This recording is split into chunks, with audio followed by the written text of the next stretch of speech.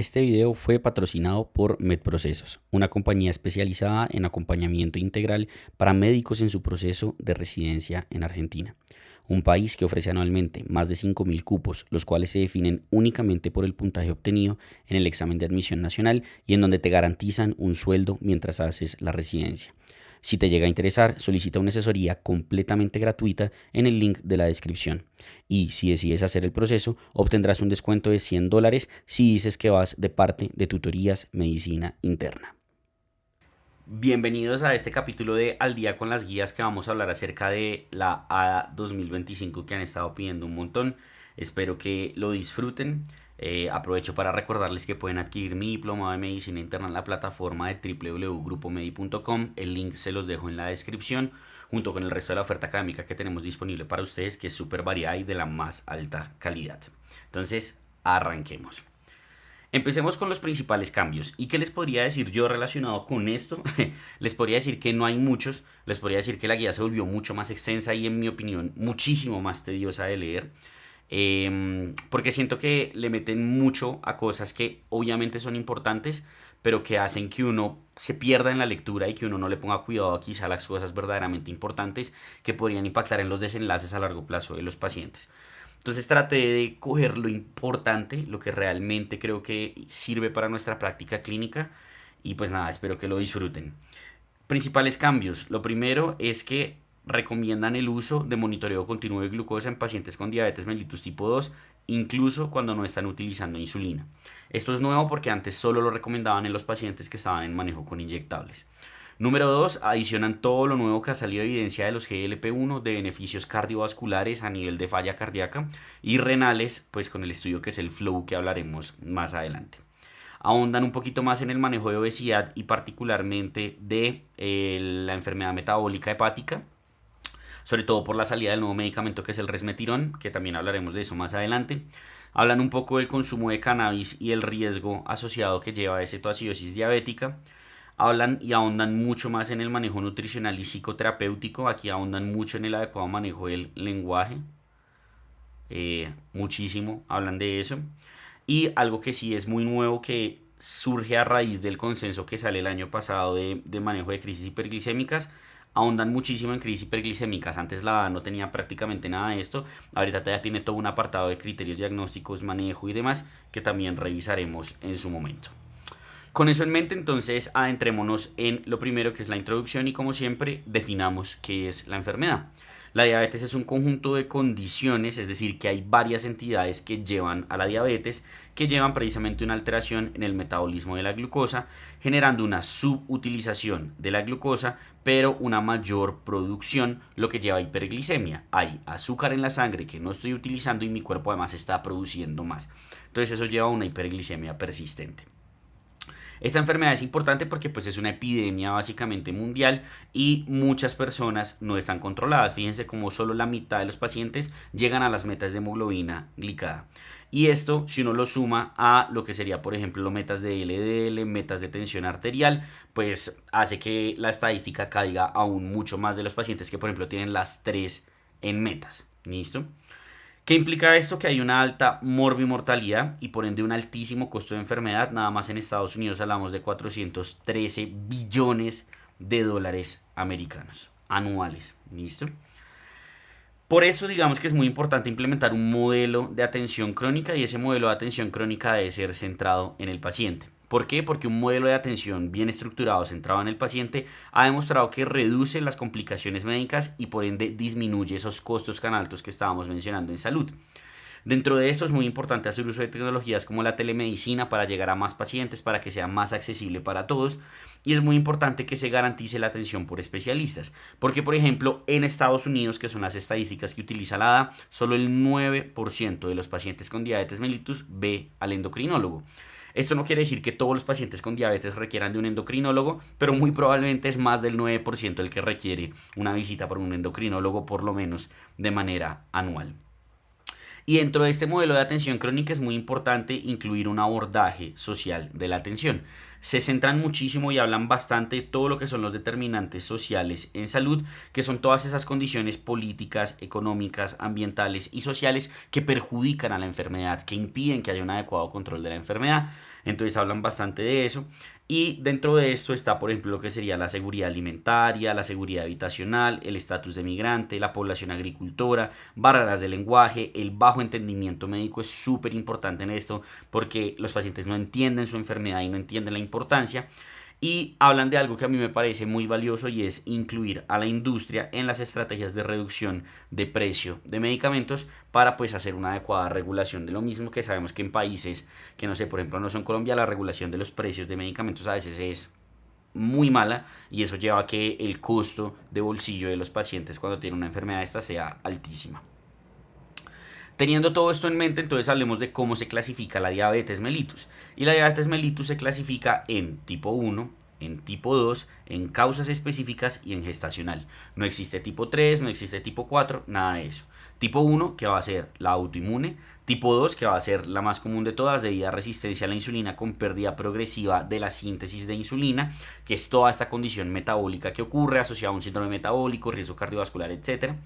Causas específicas como las monogénicas, los desórdenes de páncreas exocrino que pueden surgir por pancreatitis crónica, fibrosis quística, entre otras, inducido por medicamentos o inducido por drogas. Aquí está, por ejemplo, la parte del VIH, los glucocorticoides, la inmunoterapia, aunque la inmunoterapia en muchas ocasiones realmente entra es acá en la parte autoinmune, y la gestacional, que de esas hablaremos poco, pero hablaremos en su momento.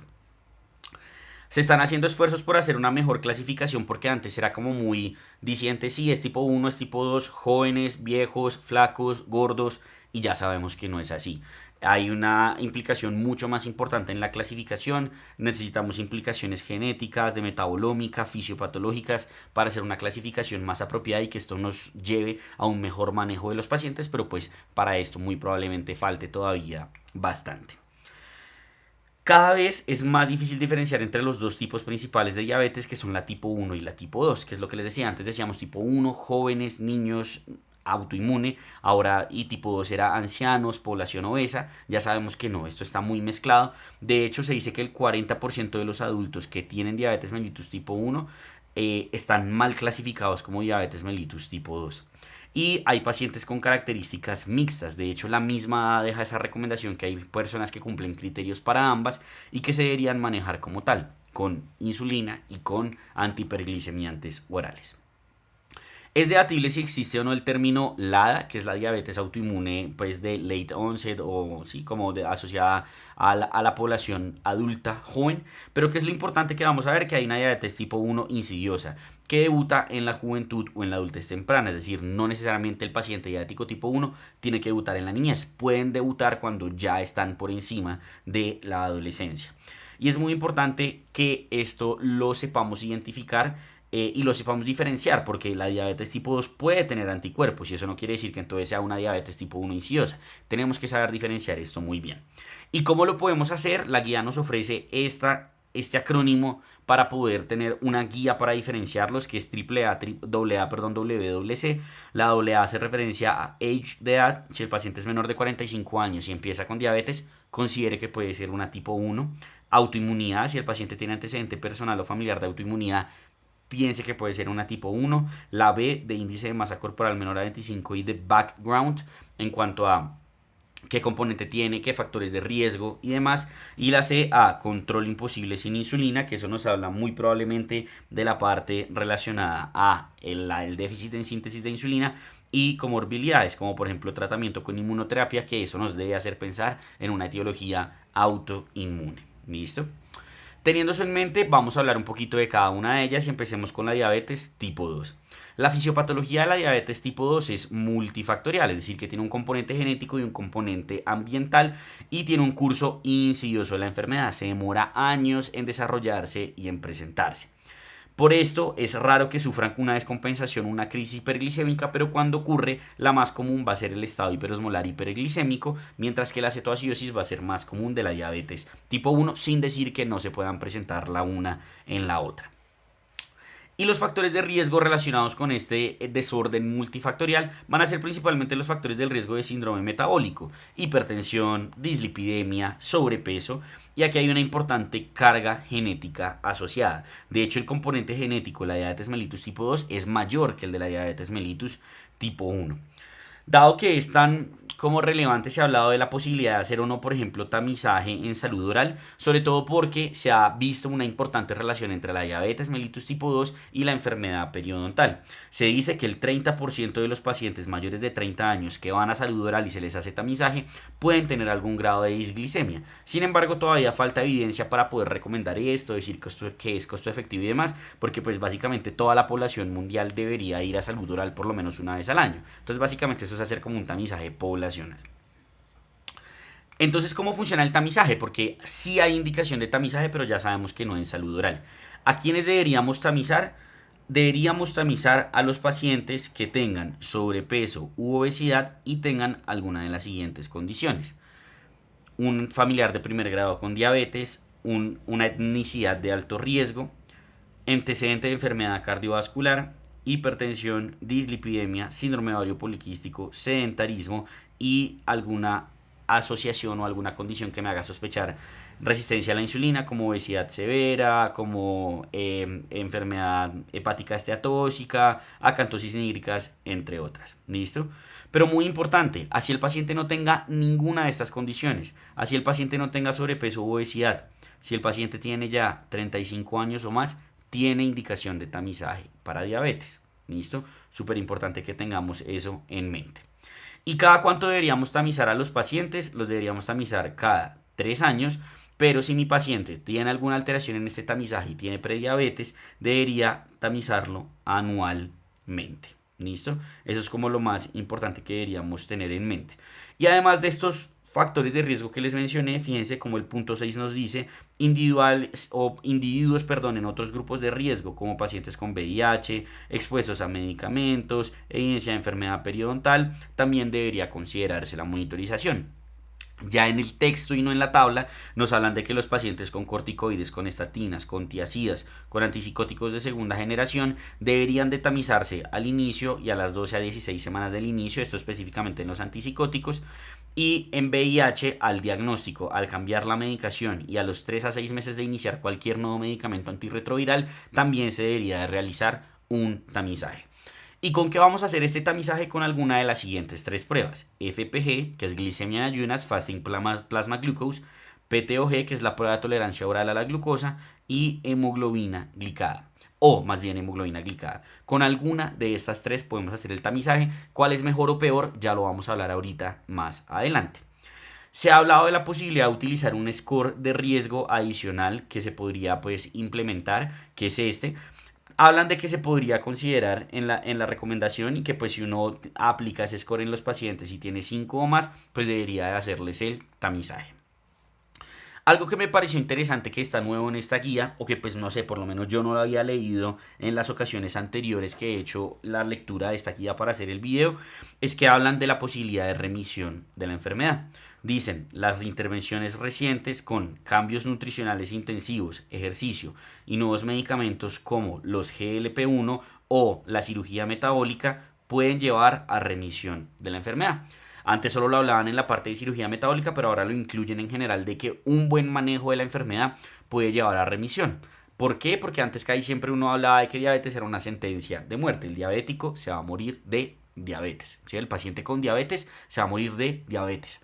Fíjense que ahora ya nos dan el mensaje de que quizá no, de que exista la posibilidad de la remisión. Entonces, cuando yo hago el tamizaje puede o salir normal o tener prediabetes o diabetes mi paciente.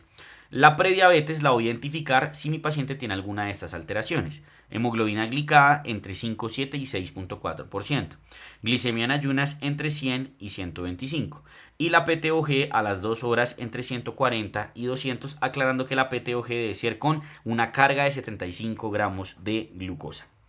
¿Y por qué es importante esta clasificación de la prediabetes? Porque son pacientes que tienen mayor riesgo de progresión a diabetes y tienen mayor riesgo de enfermedad cardiovascular, y por ende se benefician de tamizaje de riesgo cardiovascular, entendiendo que entre mayor sea la hemoglobina glicada, mayor va a ser el riesgo de progresión a diabetes y el riesgo cardiovascular.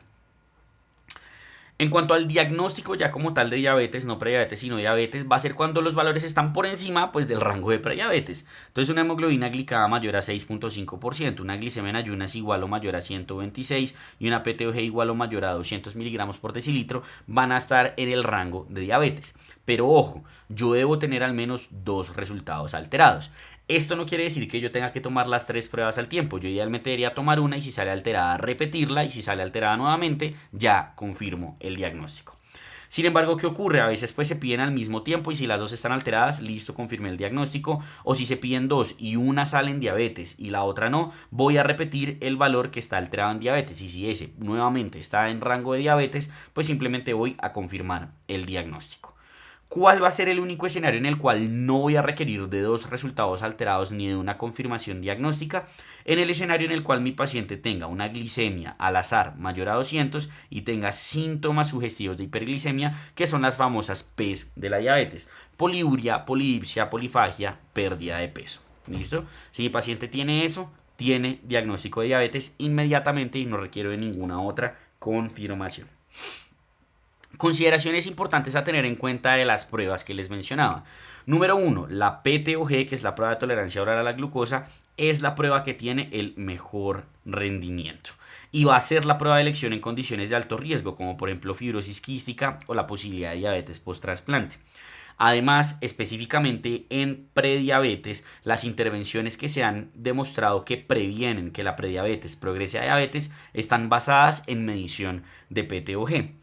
¿Cuál es el problema? Que el paciente requiere una adecuada preparación y requiere 8 horas de ayuno, lo cual muchos pacientes no logran tolerar.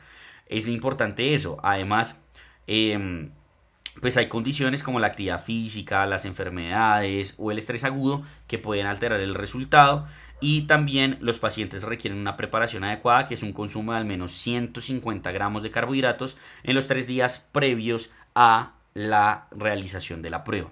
Entonces, como no es tan fácil de realizar, si bien es la que tiene mejor rendimiento, actualmente la A se decanta un poco por la hemoglobina glicada. Que sí me parece importante. En el año anterior, a mí me sorprendió un poco que dijeron hemoglobina glicada para todos, es la que más utilizamos. Entonces, listo, recomendemos esa en cierto modo en el texto, sin ponerla que sea superior a las otras. Este año siento que se fueron menos radicales con esa recomendación de haga la hemoglobina glicada, sino que simplemente dicen considere cualquiera de las dos, pero tenga en cuenta las limitaciones de cada una. ¿Cuáles son las limitaciones de la hemoglobina glicada o qué consideraciones más bien hay que tener en cuenta de la hemoglobina glicada? Uno, debe ser una prueba que esté estandarizada. ¿Listo? Entendiendo que es menos sensible que la PTOG, pero que existe una versión POCT, es decir, al lado del paciente. ¿Qué beneficios tiene? Tiene una mayor conveniencia y reproducibilidad. No tiene variaciones diarias por estrés, enfermedad ni nada de estas cosas. Pero su problema es que es más costosa que la PTOG y las afecciones en los glóbulos rojos alteran su valor. Porque la hemoglobina glicada, pues su valor depende de la duración o de la vida media de la hemoglobina. ¿Cierto? Por eso es que decimos que la hemoglobina glicada nos habla del promedio de glucosa en los últimos 2 a 3 meses, porque ese es el promedio de vida media de los eritrocitos. ¿Listo? Pero entonces, en aquellas condiciones en donde haya una, digamos, como alteración entre la relación de la hemoglobina glicada y la glicemia, como las hemoglobinopatías, el embarazo, déficit de glucosa disfosfato deshidrogenasa, VIH, hemodiálisis, transfusiones, uso de eritropoyetina, en esos escenarios uno no debería utilizar la hemoglobina glicada, sino la PTOG, o existen otras alternativas que la guía deja que se podrían llegar a considerar utilizar, solo que son muy poco disponibles en la actualidad, como lo son la fructosamina y como lo es la albúmina glicada. Teniendo claro entonces a quién estamizamos, cómo lo hacemos y cómo diagnosticamos la diabetes tipo 2, ahondemos un poquito en lo que sería la diabetes tipo 1. La diabetes tipo 1 representa actualmente el 5 al 10% de todos los pacientes con diabetes mellitus y es una entidad autoinmune, por lo cual se caracteriza por la presencia de autoanticuerpos, donde los tres más importantes son los anti-GAT, los anti-IA2 y los anti-SINC-T8, que es un transportador. ¿Listo? Y hay además factores genéticos y ambientales involucrados: HLAs de riesgo, síndromes poliglandulares autoinmunes, infecciones como el COVID enterovirus como Coxsackie, medicamentos como la inmunoterapia, especialmente contra el PD1 y PD1 ligando, y la obesidad pueden influir en el desarrollo de estos autoanticuerpos y el desarrollo de la autoinmunidad contra los islotes beta pancreáticos. En general, la diabetes tipo 1 se asocia con otras enfermedades autoinmunes, siendo quizá las más destacadas el Hashimoto y el Graves, es decir, la tiroidopatía autoinmune, la enfermedad celíaca, la enfermedad de Addison, el vitíligo y la miastenia gravis. Teniendo en cuenta que la diabetes es una enfermedad muy prevalente y que 10% de estos son diabéticos tipo 1, ¿deberíamos de tamizar a estos pacientes? En general lo que se dice es que se podría considerar en los pacientes o en la población de riesgo, que son aquellos que tengan familiares con diabetes mellitus tipo 1 o que tengan un score genético de riesgo. Si uno considera tamizar, lo que va a hacer es solicitar los autoanticuerpos y se dice que la positividad de 2 autoanticuerpos predicen en un 70% la posibilidad de desarrollar la enfermedad a 10 años. Algo importante es que si hay positividad en los autoanticuerpos, estos se deben confirmar a los 3 meses, porque uno puede tener positividad transitoria de los autoanticuerpos, sobre todo, por ejemplo, después de eventos como la pancreatitis. ¿Listo?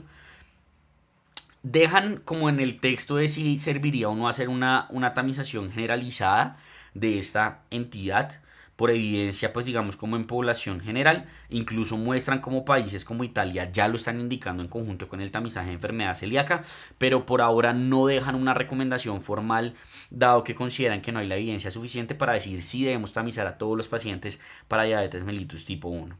Y algo muy importante es que pues este paciente debe ser manejado por un grupo de especialistas. Se ha venido aprendiendo más de la fisiopatología de la diabetes mellitus tipo 1 y la historia natural, que ya desde hace varios años estamos hablando de los estadios de la diabetes mellitus tipo 1. Tenemos un estadio 1, que es el paciente que tiene autoinmunidad, pero tiene normoglicemia y no tiene síntomas. El estadio 2, que es la autoinmunidad, la disglicemia, pero sin síntomas. Y el estadio 3, que va a ser el paciente con diabetes mellitus tipo 1 como tal. Y es importante, ¿por qué? Porque los pacientes no necesariamente siguen este curso. Es decir, del estadio 1 solo el 44% a los 5 años ha llegado a estadio 3 y el 75% a los 5 años ha llegado a estadio 3. ¿Por qué es importante entonces la identificación? Porque en estadio 1 y en estadio 2 yo puedo estar haciendo tamizaje para identificar de forma temprana que llegue al estadio 3 antes de que mi paciente, por ejemplo, me debute con una cetoacidosis diabética. Y eso se hace semestralmente con hemoglobina glicada y anualmente con prueba de tolerancia oral a la glucosa. ¿Listo? Si bien en ocasiones va a ser como muy directo saber que el paciente tiene diabetes tipo 1, hay ocasiones en las que no. Imagínense ese paciente de 40 años, obeso, pero que cumple esos criterios de la WAC que estábamos mencionando, que me deben hacer sospechar que el paciente puede tener una diabetes tipo 1. En estos escenarios, ¿qué debería hacer yo? Hacer estudios de autoanticuerpos. Si están positivos, pues el paciente tiene diabetes mellitus tipo 1. Si están negativos, eso no la descarta. Fíjense cómo nos hablan de que 10% de los pacientes con diabetes tipo 1 no van a tener autoanticuerpos. Entonces ahí voy a evaluar la edad. Si la edad es menor a 35 años, voy a ver si el paciente tiene características de diabetes monogénica. Tiene familiares de primer grado y en ascendencia que muestran que ha habido diabetes. No está necesariamente insulino requiriente. Si el paciente tiene características de diabetes monogénica, le voy a evaluar su péptido C. Recuerden que la insulina se produce de la proinsulina y cuando la proinsulina se cliva produce insulina y produce péptido C. Entonces, si yo tengo destrucción de los islotes beta pancreáticos, no tengo producción de proinsulina y por ende no debería tener péptido C. Si tengo péptido C es porque alguien está produciendo proinsulina. Entonces, de esa manera, si el paciente tiene más de 200 de péptido C, debo buscarle la enfermedad genética. Pero si tiene menos de 200, voy a considerar que tiene diabetes tipo 1. Si no tiene características de diabetes monogénica, miro si hay características de diabetes mellitus tipo 2. Si no las hay, el paciente tiene diabetes tipo 1. Si sí las hay, me voy al algoritmo de cuando el paciente tiene más de 35 años, en donde evalúo varias consideraciones para ver si el paciente le mido el péptido C o no. Si le mido el péptido C y está mayor a 600 es tipo 2, está menor a 200 es tipo 1 y si está entre 200 y 600 tengo que considerar repetir el péptido C aproximadamente a los 5 años. ¿Listo? Teniendo entonces claro cómo vamos a diagnosticar la enfermedad, antes de que hablemos de cómo la vamos a tratar, es muy importante hablar de cómo la podemos prevenir, porque el mejor tratamiento de las enfermedades siempre es evitar tratarlas. ¿Cómo la vamos a poder prevenir? Vamos a buscar que los pacientes tengan adecuado peso, si están en sobrepeso o en obesidad, que reduzcan aproximadamente 7 a 10% de su peso a servir por cada kilo de peso, pues que se baja, hay una disminución del 16% del riesgo de diabetes. Hacer un adecuado manejo nutricional en donde está la dieta mediterránea, DASH, ayuno intermitente, basada en plantas, pero algo vital es no dieta cetogénica. Ya está claro que la dieta cetogénica aumenta el riesgo cardiovascular y no se debería implementar bajo ninguna condición.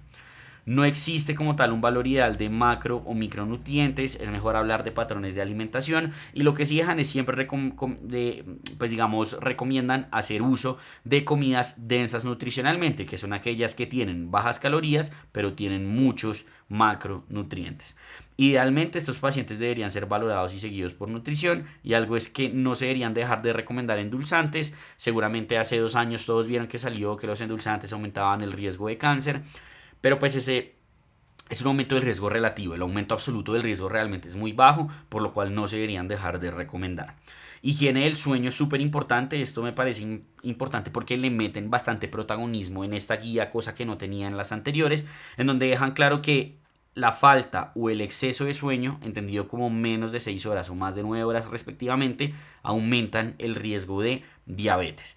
E idealmente todo este programa preventivo debería ser dirigido por un programa y debería ser accesible a todos e implementarse desde que el paciente está en riesgo de tener diabetes mellitus y evidentemente a todos los pacientes con prediabetes.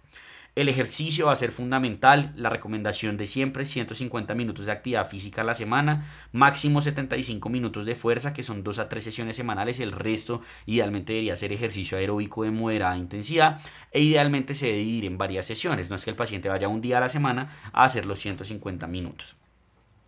En pacientes jóvenes que puedan hacer ejercicio de alta intensidad, se pueden reemplazar los 150 minutos por 75 minutos. Siempre se debe tener en cuenta con el ejercicio el riesgo de hipoglicemia en diabetes mellitus tipo 1 y tipo 2 cuando ya es insulino requiriente y tener en consideración las posibles complicaciones que pueden surgir a raíz del ejercicio. Por ejemplo, la retinopatía, el ejercicio vigoroso puede generar hemorragia vítrea y en la neuropatía pues tener cuidado de que el paciente no se vaya a lesionar o cosas por el estilo o que por tener una desautonomía vaya a tener un infarto y no se vaya a dar cuenta, entre otras. E idealmente el ejercicio se va a acompañar de higiene del sueño.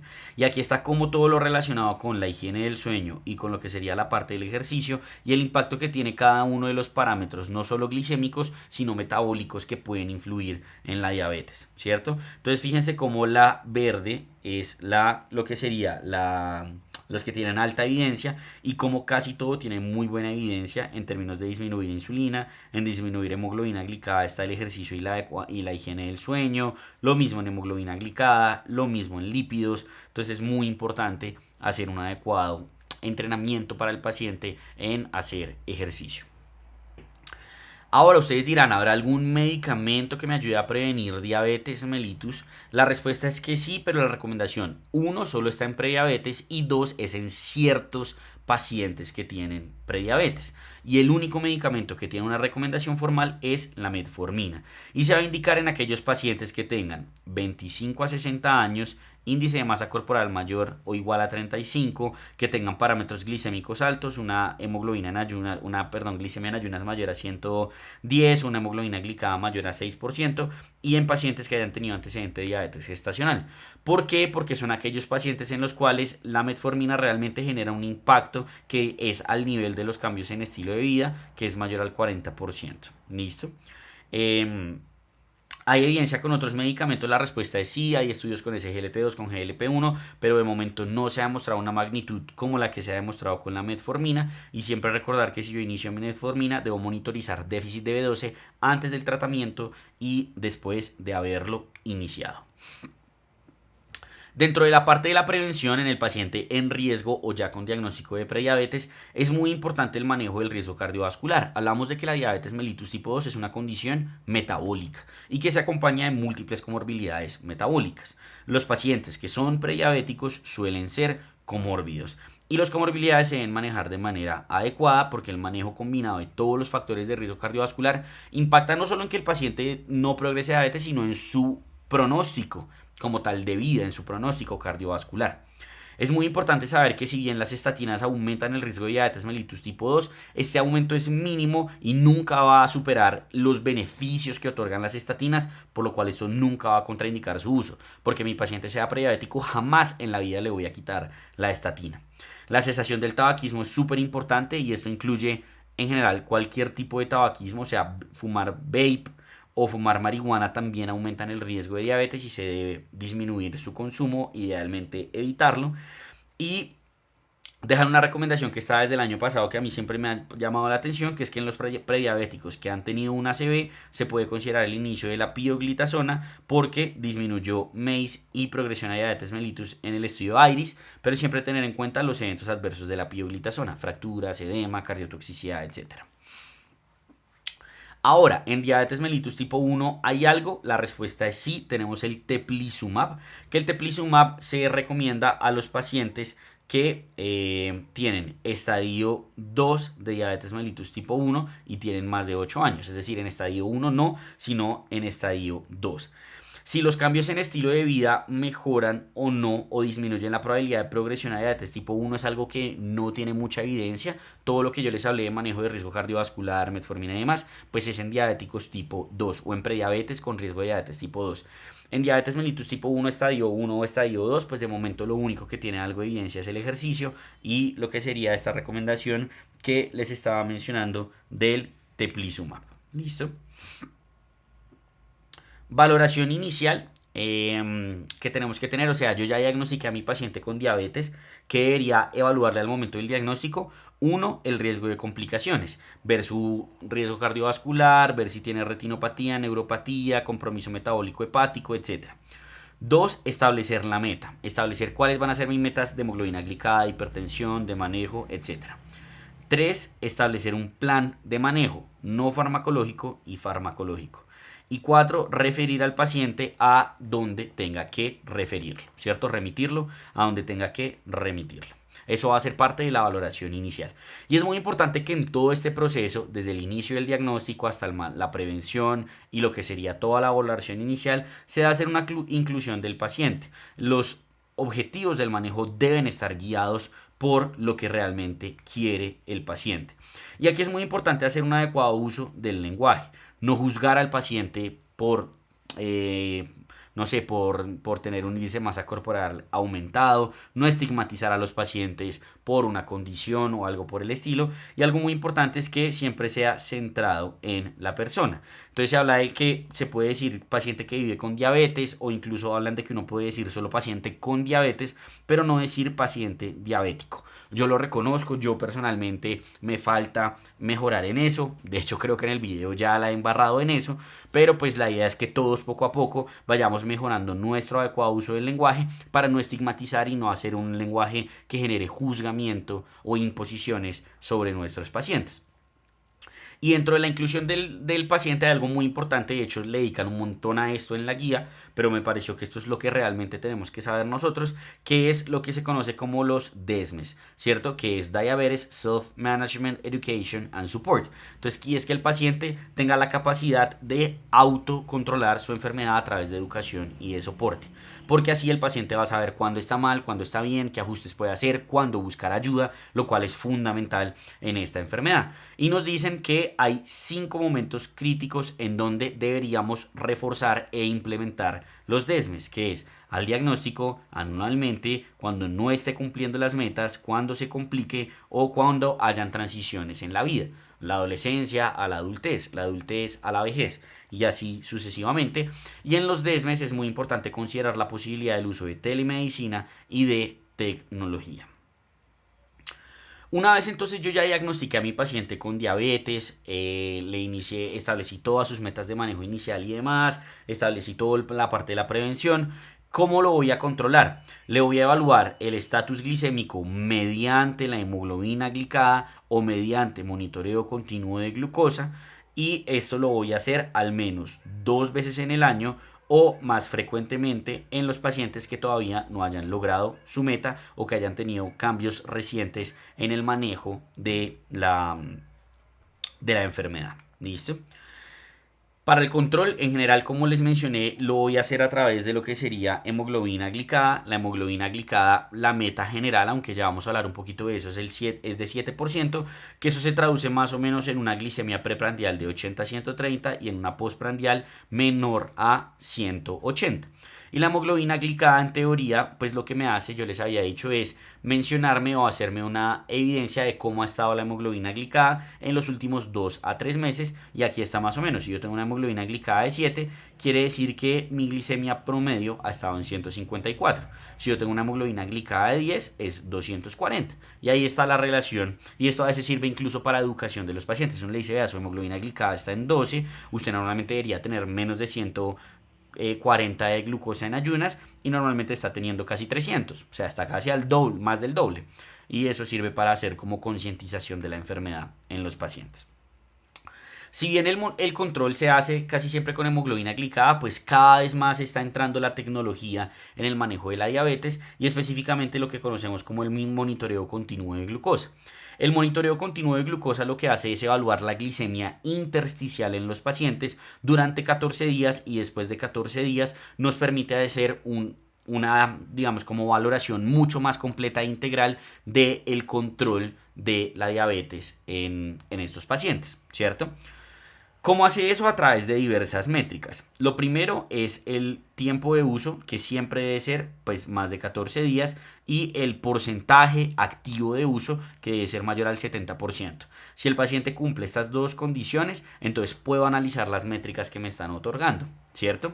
¿Qué métricas voy a tener? La glucosa intersticial promedio, el GMI, que es un indicador que se aproxima bastante bien a la hemoglobina glicada. Entonces el GMI, fíjense acá, 7.5%, quiere decir que muy probablemente la hemoglobina glicada de ese paciente está en 7.5%. El coeficiente de variación, que es muy importante que sea menor al 36%, porque es el que más me habla de la posibilidad de que mi paciente tenga hipoglicemia, entonces súper importante. Y me dan varias medidas que van a ser el TIR, que es tiempo dentro del rango, time in range, TAR, que es tiempo por encima del rango, time above range, y TBR, que es tiempo por debajo del rango, que está en below range. O sea, como hiperglicemia, hipoglicemia y normoglicemia. El TIR, que está entre 70 y 180, debe ser superior al 70%. Si es un adulto, pues un anciano, mayor al 50%. El TAR tengo dos rangos, de 180 a 250 y más de 250.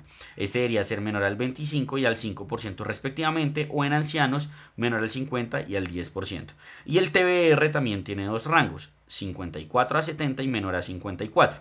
Y este debería ser de menos del 4% o 1% en ancianos, y el TBR menor al 54 no debería existir en los ancianos y en el resto de la población debería ser menor al 1%. Y eso yo lo veo aquí, ¿cierto? Fíjense que me dice TIR 46%, TBR1 5%, TBR2 5%, TAR1 24%, TAR2 20%, y me dice incluso en el día cómo se ha venido comportando. Por ejemplo, este paciente, las hipoglicemias que hace casi siempre son en la madrugada, entonces mire cómo le puede ajustar eso, e incluso día a día le dice cómo se comportó la glicemia. Entonces esto cada vez lo utilizamos más. Ahorita ahondaremos un poquito más adelante en quienes verdaderamente tienen indicación de este control, pero la mayoría van a ser con hemoglobina glicada. Y si bien yo les dije que 7% va a ser la meta para la mayoría de los adultos, hay pacientes en los cuales yo puedo individualizar la meta. Por ejemplo, pacientes adultos que tienen una expectativa de vida que quizá ya no es la mejor, múltiples comorbilidades, alto riesgo de hipoglicemia, 8% es perfecto. Pacientes jóvenes, funcionales, con bajo riesgo de hipoglicemia, 6,5% puede ser mi meta. Aquí están todos los factores que favorecen utilizar una meta más o menos estricta de hemoglobina glicada. La duración de la diabetes, el riesgo de hipoglicemia, ¿cierto? Pues digamos, los riesgos del tratamiento, las otras comorbilidades que tenga el paciente y demás van a influir. Y algo muy importante aquí es precisamente esto, el riesgo de hipoglicemia. Tanto es así que nos dejan unas recomendaciones clarísimas de que yo debo en cada encuentro con mi paciente evaluar el riesgo de hipoglicemia y si tuvo o no hipoglicemia, que siempre tengo que tener en mente evaluar que hay pacientes que hacen hipoglicemia y no se dan cuenta, sobre todo los pacientes que ya han estado expuestos crónicamente a la hipoglicemia, hacen una adaptación autonómica a la misma y por ende dejan de hacer síntomas relacionados, y esto lo puedo evaluar con scores de hipoglicemia inadvertida, de eso hablaremos un poquito más adelante. Y esto es súper importante, ¿por qué? Porque uno o más episodios de hipoglicemia a nivel 2 o 3, que eso de los niveles lo explicaremos cuando hablemos de hipoglicemia, me deben hacer reevaluar mi plan de manejo y muy probablemente mi meta de tratamiento. ¿Listo? ¿Y cuál es la importancia de esta meta? ¿Cuál es la importancia de llevar al paciente una hemoglobina glicada de 7%? Que se ha demostrado que cuando tengo una hemoglobina glicada menor a 7%, disminuyo las complicaciones microvasculares de la diabetes. Ahora, en macrovasculares no hay evidencia en diabetes mellitus tipo 2, pero sí está claro en diabetes mellitus tipo 1 que un adecuado control glicémico disminuye las complicaciones macrovasculares. Recuerden que en microvasculares estamos haciendo referencia a neuropatía, retinopatía y nefropatía diabética, y en macrovasculares estamos haciendo referencia a enfermedad cardiovascular aterosclerótica, como sería infarto, ACV, enfermedad arterial periférica, entre otras. Una vez entonces yo ya tengo todo esto claro, voy a iniciar ahora sí mi plan de manejo, ¿cierto? Ya hablamos de manejo no farmacológico y demás. Porque el manejo no farmacológico básicamente es el mismo manejo de prevención, para que lo tengan en mente, ¿listo? Entonces yo digo, listo, le voy a iniciar manejo farmacológico a mi paciente. Tengo múltiples opciones de antihiperglicemiantes orales. Unos de ellos, no todos son orales, como los GLP-1 que son subcutáneos, y tenemos el oral que es el semaglutide, ¿cierto? Pero entonces tenemos la metformina, los inhibidores del SGLT2, los análogos del GLP-1, los análogos duales del GLP-1 y del GIP, que es el tirzepatide, la pioglitazona, las sulfonilurias y las insulinas, que pueden ser la humana o los análogos de insulina. Y cada uno tiene sus consideraciones, eventos cardiovasculares, efectos renales, efectos metabólicos hepáticos, consideraciones y eventos adversos. No voy a ponerme a leer toda esta guía, eso lo pueden verificar ustedes por su propia cuenta más adelante, pero pues digamos que en el transcurso de lo que vi en las siguientes diapositivas estaré hablando de lo que considero que es más importante que debemos tener en mente de cada uno de estos elementos. Entonces yo ya diagnostiqué a mi paciente con diabetes y le voy a iniciar manejo farmacológico.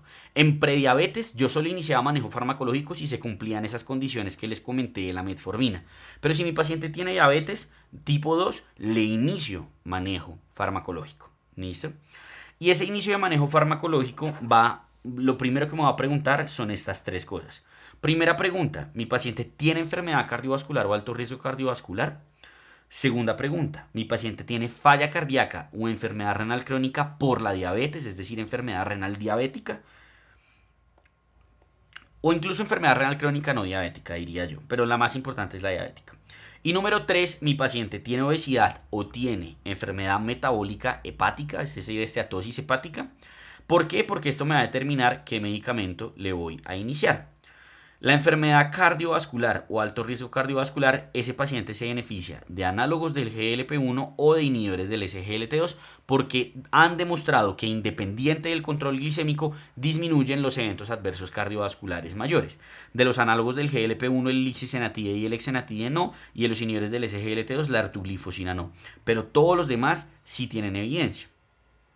Ahora, falla cardíaca o enfermedad renal crónica. En falla cardíaca tenemos a los inhibidores del SGLT2 que tienen evidencia en FEBI reducida y preservada y también tienen evidencia en enfermedad renal crónica.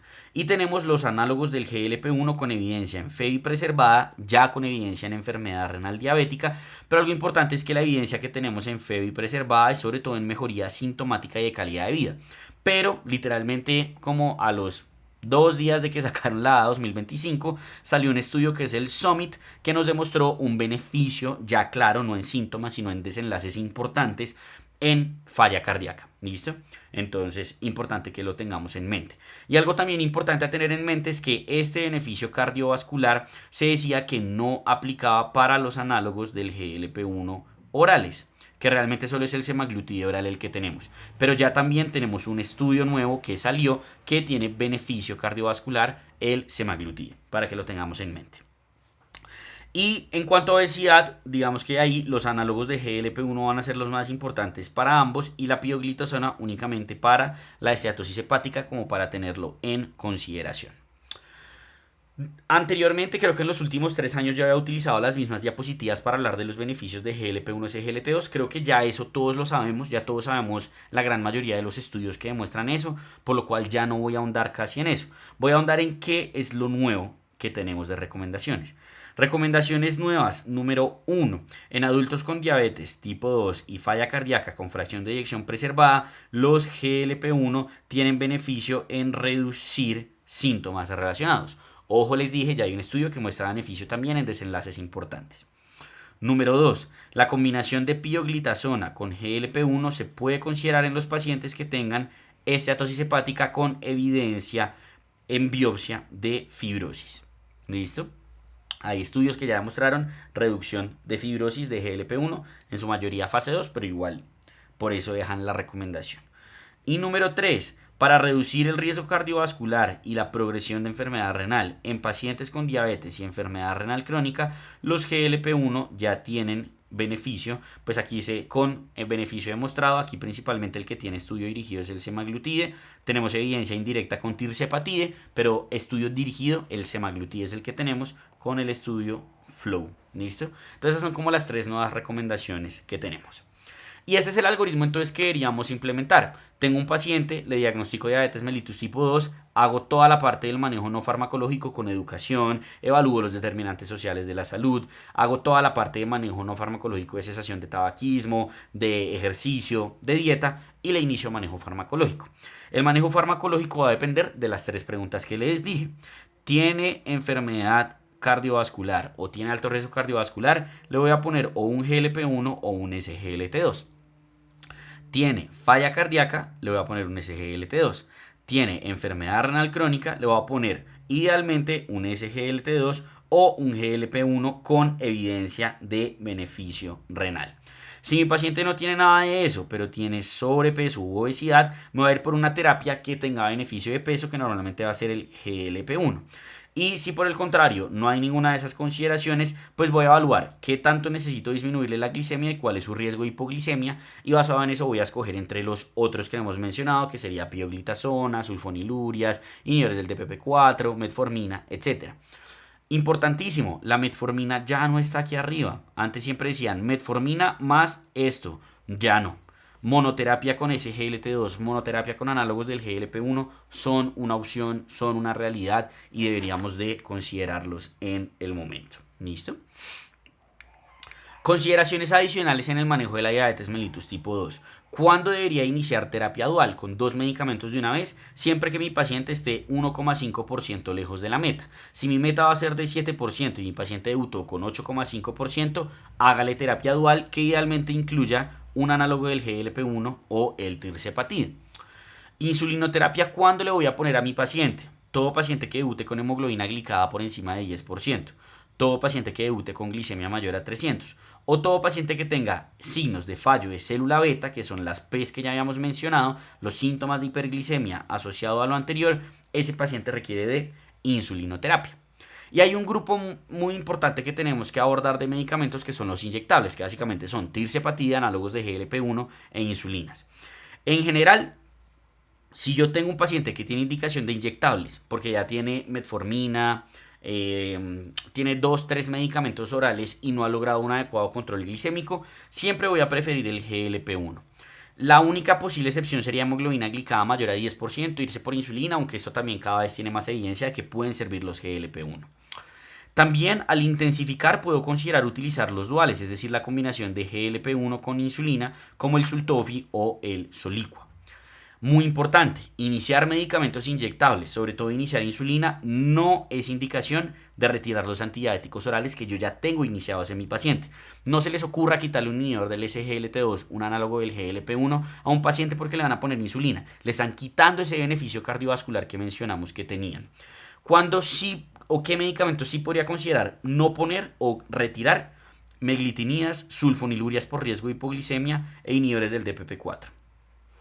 Si definitivamente no le puedo poner un GLP-1 porque ya lo tenía o porque se lo puse igual necesita la insulina, siempre voy a preferir los análogos de segunda generación de las insulinas. ¿Por qué? Porque en los basales han demostrado menor hipoglicemia que NPH y menor hipoglicemia nocturna que los análogos de primera generación. ¿Cuáles serían esos análogos de segunda generación? Glargina U300 y Degludec. ¿Listo? En las prandiales no hay una clara superioridad, pero igual se prefieren los análogos que van a ser las de acción ultra rápida, Aspart, Lispro, Glulicina. La insulina inhalada, digamos que esto también es nuevo de la guía porque anteriormente era como, considérelo, la vaina es que reduce el FEP1, tocaba saber que no tenga EPOC, es un problemón, más o menos sentía yo que indirectamente le decían a uno, no la use. Pero ahora sí ya es una recomendación de úsela, porque es equiparable a las ultra rápidas, incluso con un tiempo de acción más rápido y tienen beneficio en peso. Las insulinas aumentan peso, pero la insulina inhalada no. Entonces dejan la recomendación de que uno podría considerar su uso. Entonces, si está disponible en su país, si están viendo esto, pues consideren que ya la ADA tiene como un mejor perfil de favorabilidad para el uso de la insulina inhalada. Aquí están todas las insulinas que tenemos. Tenemos las ultra rápidas o análogos prandiales, que son Aspart, Glulicina, Lispro y la inhalada. Las de corta acción es la insulina regular humana, de acción intermedia es la NPH, que también es humana, y ya de acción larga vamos a tener Degludec, Glargina, que como les dije, Degludec y Glargina U300 son los de segunda generación, y tenemos la premezclada con GLP-1 o incluso premezclada de basal con preprandial. ¿Listo? ¿Y cómo va a funcionar entonces el inicio de la insulina? Que es una duda que uno muchas veces tiene. Uno dice, no, si el paciente es candidato a insulina, pero ¿cómo se la inicio? ¿Cierto? Lo primero, como ya les dije, siempre considere el GLP-1 o la combinación del GLP-1 con insulina.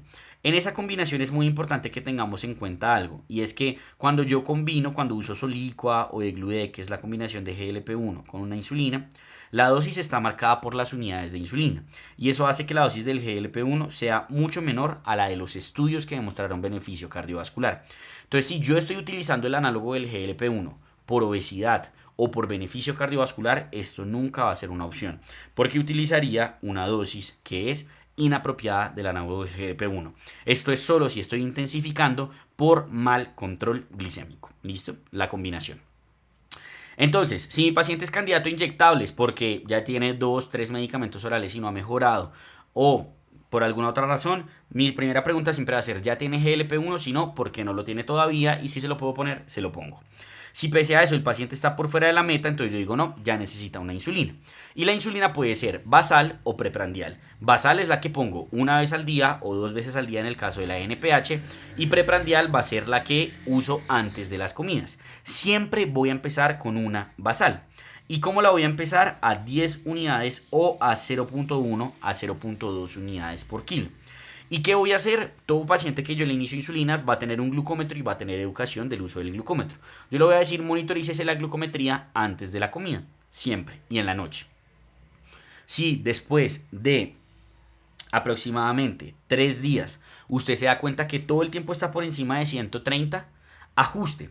¿Y cómo va a ajustar? ¿Cierto? Va a aumentar 2 unidades. ¿Listo? Y si por el contrario está haciendo hipoglicemia, le va a reducir un 10 a un 20%. ¿Listo? Y así le va a hacer, le va a ajustar, le va a ajustar, le va a ajustar. Y nos vemos en 3 meses con un nuevo control de hemoglobina glicada. ¿Listo? Y eso evaluaremos. Es muy importante, si mi paciente me llega al control y sigue con hemoglobina glicada por fuera de metas, o incluso si ya tiene hemoglobina glicada dentro de metas, tengo que evaluar la posibilidad de la sobrevasalización. ¿Listo? ¿Cuándo voy a considerar eso? Cuando la glucometría entre la mañana y la noche es mayor a 50 miligramos por decilitro. Anteriormente hablaban de que cuando la dosis de la basal fuera mayor a 0.5 unidades internacionales por kilo, pero esta vez eso lo quitaron de la guía. No estoy muy seguro por qué, no dan razón, pero esto pues yo he visto que se sigue utilizando mucho en la práctica clínica. O si el paciente tiene mucha variabilidad glicémica, considere que tiene sobrevasalización. ¿Qué es sobrevasalización? Que tiene más insulina basal de la que necesita y lo que necesita es insulina preprandial. Entonces, si usted sospecha que su paciente puede tener sobrevasalización o si la hemoglobina glicada persiste por fuera de metas, ¿usted qué va a hacer? Le va a poner una primera insulina preprandial, es decir, le va a dejar la basal en la noche antes de dormir y le va a dejar una antes de la comida más grande, que usualmente va a ser el almuerzo, ¿cierto? Y va a ser la preprandial. ¿Qué dosis le va a poner de la preprandial? Le va a poner 4 unidades o el 10% de la dosis de la insulina basal. Algo importante, si el paciente no está en metas, pero la hemoglobina glicada está menor a 8, si bien le pone esto, ¿cierto? Uno considera bajar la dosis de la basal. ¿Listo? Antes de poner la preprandial para que el paciente no haga riesgo de hipoglicemia. Y nuevamente le va a decir, monitorícese, tómese las glucometrías antes de las comidas y si después de 3 días el paciente sigue mal de glucometrías, titule. ¿Qué puede titular? O la basal o la preprandial. Normalmente la preprandial, porque la basal en teoría ya estaría en la dosis que necesitaría. Y esa preprandial la va a titular a 1 a 2 unidades o una elevación del 10 al 15%. Y nuevamente nos vemos en 3 meses y me cuenta cómo le va. En 3 meses le doy la hemoglobina glicada. Si la hemoglobina glicada sigue por fuera de metas, le pongo un segundo bolo, antes de desayuno o antes de la cena. Nuevamente 3 meses, si sigue por fuera, un tercer bolo antes de la cena y esto es lo máximo que va a tener de insulina. Una basal con 3 bolos, que es lo que se conoce como MDI o Multiple Day Insulin o Multiple Day Injection Regimen. Que realmente se habla desde que el paciente tiene 2 preprandiales, pero pues digamos que eso serían las múltiples dosis de insulina. ¿Listo? Y aquí ya lo que voy a hacer es simplemente para titular subir y subir la insulina, aprovechando que la insulina no tiene pues dosis tope. Todo lo que hemos hablado entonces es de diabetes mellitus tipo 2, pero ¿qué tenemos que tener en consideración del manejo de la diabetes mellitus tipo 1? En general, el paciente con diabetes mellitus tipo 1, al ser un paciente que tiene déficit de insulina, no tiene síntesis de insulina, se destruyeron sus islotes beta pancreáticos, ese paciente va a necesitar insulina, sí o sí. Y esa insulina yo se la voy a poder administrar de diversas formas. Con múltiples dosis de insulina, ¿cierto?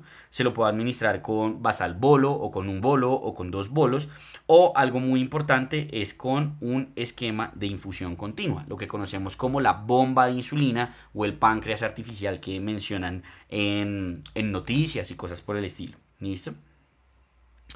¿Cuál debería ser la ideal? Esta. La infusión, la bomba de insulina. Esa debería ser el estándar de manejo para los pacientes con diabetes mellitus tipo 1. ¿Cuál es su principal problema? Este. Es muy costosa. Entonces por eso muchos pacientes están realmente con esto, pero idealmente deberían tener la bomba. ¿Listo?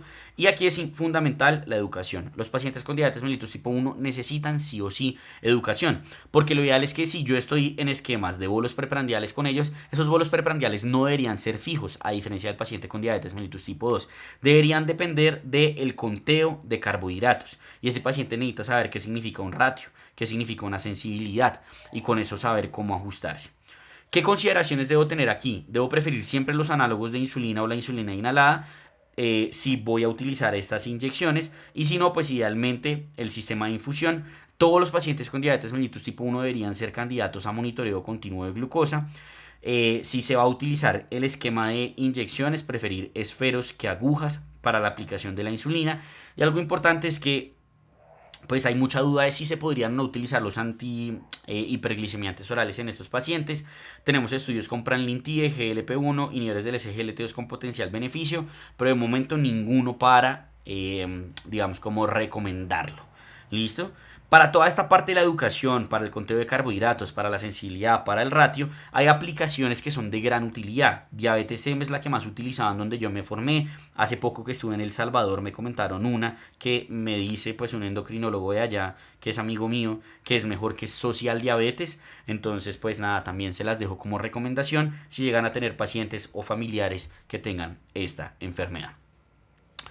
Y si el paciente con diabetes mellitus tipo 1, a pesar de múltiples dosis de insulina, a pesar de bomba de insulina, todavía continúa con hipoglicemia inadvertida, con múltiples episodios de cetoacidosis, con problemas que incapacitan relacionadas con la aplicación de la insulina o con falla a los esquemas de insulina, ese paciente va a ser candidato a un trasplante de islotes beta pancreáticos.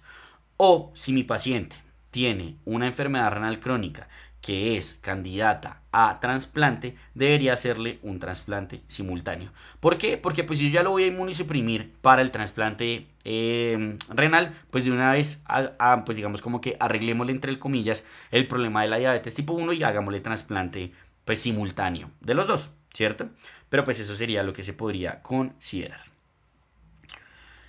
Teniendo todo esto claro, hablemos entonces un poquito de tecnología en diabetes. La tecnología en diabetes que busca una administración más fisiológica y adaptativa de la insulina y un mejor control glicémico del paciente. Para eso tenemos los glucómetros, los pens, las bombas de insulina, el monitoreo continuo de glucosa, la combinación de los dos, los pens inteligentes. ¿Qué ha logrado en general o qué tenemos de evidencia clarísimo que logra la tecnología en diabetes? Logra un mejor control glicémico y tiene un menor riesgo de hipoglicemia. ¿Cuál es el problema? Requiere una muy buena educación y significativamente aumenta los costos del manejo de estos pacientes. ¿Listo? Empecemos con lo que serían los glucómetros, ¿cierto? Los glucómetros deben indicarse a todos los pacientes que tengan insulinoterapia, sobre todo cuando tienen múltiples dosis de insulina. Cuando el paciente es un diabético tipo 2 sin insulina, no hay evidencia de que la glucometría le mejore sus desenlaces, podría tener un beneficio comportamental, que ha demostrado un mejor control glicémico, sobre todo cuando se une a otras estrategias. Y siempre tener en cuenta las consideraciones pues, de las posibles fuentes de error de los glucómetros. Sustancias de interferencia, que ahí les dejo la tabla que pueden evaluar, extremos de temperatura, hipohiperoxemia, afección propia del glucómetro, entre otras. El glucómetro sí creo que todos estamos familiarizados con él. Quizá con lo que no estamos familiarizados todos es con los monitores continuos de glucosa. Los monitoreos continuos de glucosa pueden ser de varios tipos. Tenemos el de tiempo real, que es el paciente que tiene un monitor de glucosa intersticial que todo el tiempo está evaluando a cuánto está la glicemia intersticial y está transmitiendo eso a alguna plataforma. El intermitente, que es el freestyle que llaman, que es el paciente que se pone el monitoreo, pero cada cierto tiempo tiene que estar recuperando los datos del monitor, porque el monitor no los envía a ningún lado, sino que los tiene que recuperar, y casi siempre es como cada 15 minutos que hace la evaluación de la glicemia intersticial. El profesional, que puede ser cualquiera de los dos de arriba, pero que no se usa para el control del paciente, sino porque yo como médico digo, no me cuadra este paciente, está haciendo hipoglicemia, pero tiene mucha insulina, ¿será que está comiendo mal? ¿Qué será que está ocurriendo? Hagámosle un monitoreo profesional. Entonces se hace un monitoreo por solo 14 días y ya, se le quita el monitor al paciente. ¿Listo? Y está el over the counter. ¿A quiénes se les debería recomendar monitoreo continuo de glucosa? Todos los pacientes que tengan múltiples dosis de insulina, riesgo de hipoglicemia y mujeres embarazadas. Se deja la recomendación de si a todos se les debería implementar. Obviamente el mundo utópico ideal dice que sí, pero el mundo real en el cual tenemos que ahorrar en salud, pues dice que no. Entonces, a los pacientes con múltiples dosis de insulina, que con el glucómetro no es suficiente y hacen episodios de hipoglicemia, formúleselos. Pacientes con riesgo de hipoglicemia, embarazadas y evidentemente, pues a todos los pacientes con diabetes mellitus tipo 1 idealmente. ¿Qué beneficios tiene el monitoreo continuo de glucosa? Reduce la hemoglobina glicosilada y reduce la tasa de hipoglicemia. En diabetes mellitus tipo 1 es claro que el monitoreo continuo es superior al intermitente, en tipo 2 no tenemos esa claridad y de hecho en tipo 2 casi siempre el que uno suele enviar es el intermitente. Es importante saber que estos dispositivos que miden glicemia intersticial pueden tener intermitencia con diversas como sustancias, entre ellas por ejemplo vitamina C, entre ellas por ejemplo el acetaminofén, entonces siempre tener eso en mente y aquí están pues los sistemas que se pueden ver afectados por cada una de estas sustancias. Y el punto que sigue después del monitoreo de insulina continuo de glucosa es las bombas de insulina. Que las bombas de insulina son un aparato que genera una infusión continua de insulina de acción ultra rápida para emular la acción del páncreas que todo el tiempo está liberando insulina a la sangre. La bomba de insulina ya rara vez se utiliza solita y se usa aumentada por sensor, es decir, tengo un sensor, un monitor de monitoreo continuo de glucosa en tiempo real que le transmite datos a la bomba y la bomba continúa con la infusión. Tengo lo que sería el sistema cerrado híbrido o el sistema cerrado completo. El sistema cerrado híbrido es aquel que tiene el sensor, pero que tiene, por ejemplo, sistemas de alerta. Entonces el sensor, por ejemplo, me muestra que la tendencia de mi glicemia va para abajo. Y esto tiene un algoritmo integrado que dice, en 15 minutos este paciente va a llegar a hipoglicemia, cerremos la infusión de insulina. Entonces como que toma decisiones por sí mismo, pero no del todo. Por ejemplo, él necesita que el paciente todavía le incluya cuántos gramos de carbohidratos va a comer para que con eso él calcule cuánto le va a poner de infusión de insulina de bolo preprandial. Pero lo último que tenemos, que es el sistema cerrado completo, que es con dispositivos integrados y algoritmos integrados de predicción, hace todo solo. ¿Listo? Ese es el verdadero páncreas artificial. ¿Quiénes se benefician de esto? Idealmente todos los pacientes con diabetes mellitus tipo 1 y los tipo 2 que tengan múltiples dosis de insulina con un riesgo muy alto de hipoglicemia se podrían llegar a beneficiar. ¿Listo? Teniendo entonces claro cómo vamos a hacer el manejo de estos pacientes, hablemos un poco del seguimiento. Y cuando digo un poco les muestro esta gráfica porque esta vez la DA 2023 votó esta tablota de cómo deberíamos hacer el seguimiento. Pero algo que me parece muy sensato que dicen en el texto es esto. Si bien dejamos una lista muy comprensiva en la 4.1, pues en la práctica clínica cada profesional pues prioriza qué hace y qué no. Entonces pues tengamos cuidado con qué sí y qué no. En general, ¿qué deberíamos hacer? Lo que les mostré de tamizaje de complicaciones de diabetes, tamizaje de riesgo cardiovascular, lo deberíamos hacer anualmente. ¿Listo? Creo que sería como lo más importante dejar de mensaje, siempre evaluar todos los determinantes de la salud, demás, pero pues ojo, ¿no? Porque vean todo lo que dejan ahí como de recomendaciones de seguimiento. ¿Qué entra dentro del seguimiento? Revalorar manejo, adherencia y control, siempre valorar riesgo de hipoglicemia, las inmunizaciones, si el paciente tiene diabetes mellitus tipo 1, considerar tamizaje de autoinmunidad, para enfermedad tiroidea, Graves Hashimoto, para enfermedad celíaca y para anemia perniciosa si tiene síntomas. Alteración cognitiva, siempre tenerlo en mente porque los pacientes con diabetes tienen 43% de veces más riesgo de demencia. Y pues en estos pacientes toca evitar la hipoglicemia y simplificar el manejo, hipoacusia, pancreatitis, hipogonadismo y disfunción sexual porque hay disfunción en testosterona y pues esto puede generar disfunción sexual en hombres, pero ojo, también en las mujeres, SAOS, enfermedad periodontal, componente psiquiátrico de discapacidad, prevención y manejo del COVID-19 y sus complicaciones. Por fin quitaron el capítulo de COVID-19, tamizaje de neoplasias, considerando que en un paciente que tiene diabetes mellitus atípica, eso puede anteceder un cáncer de páncreas.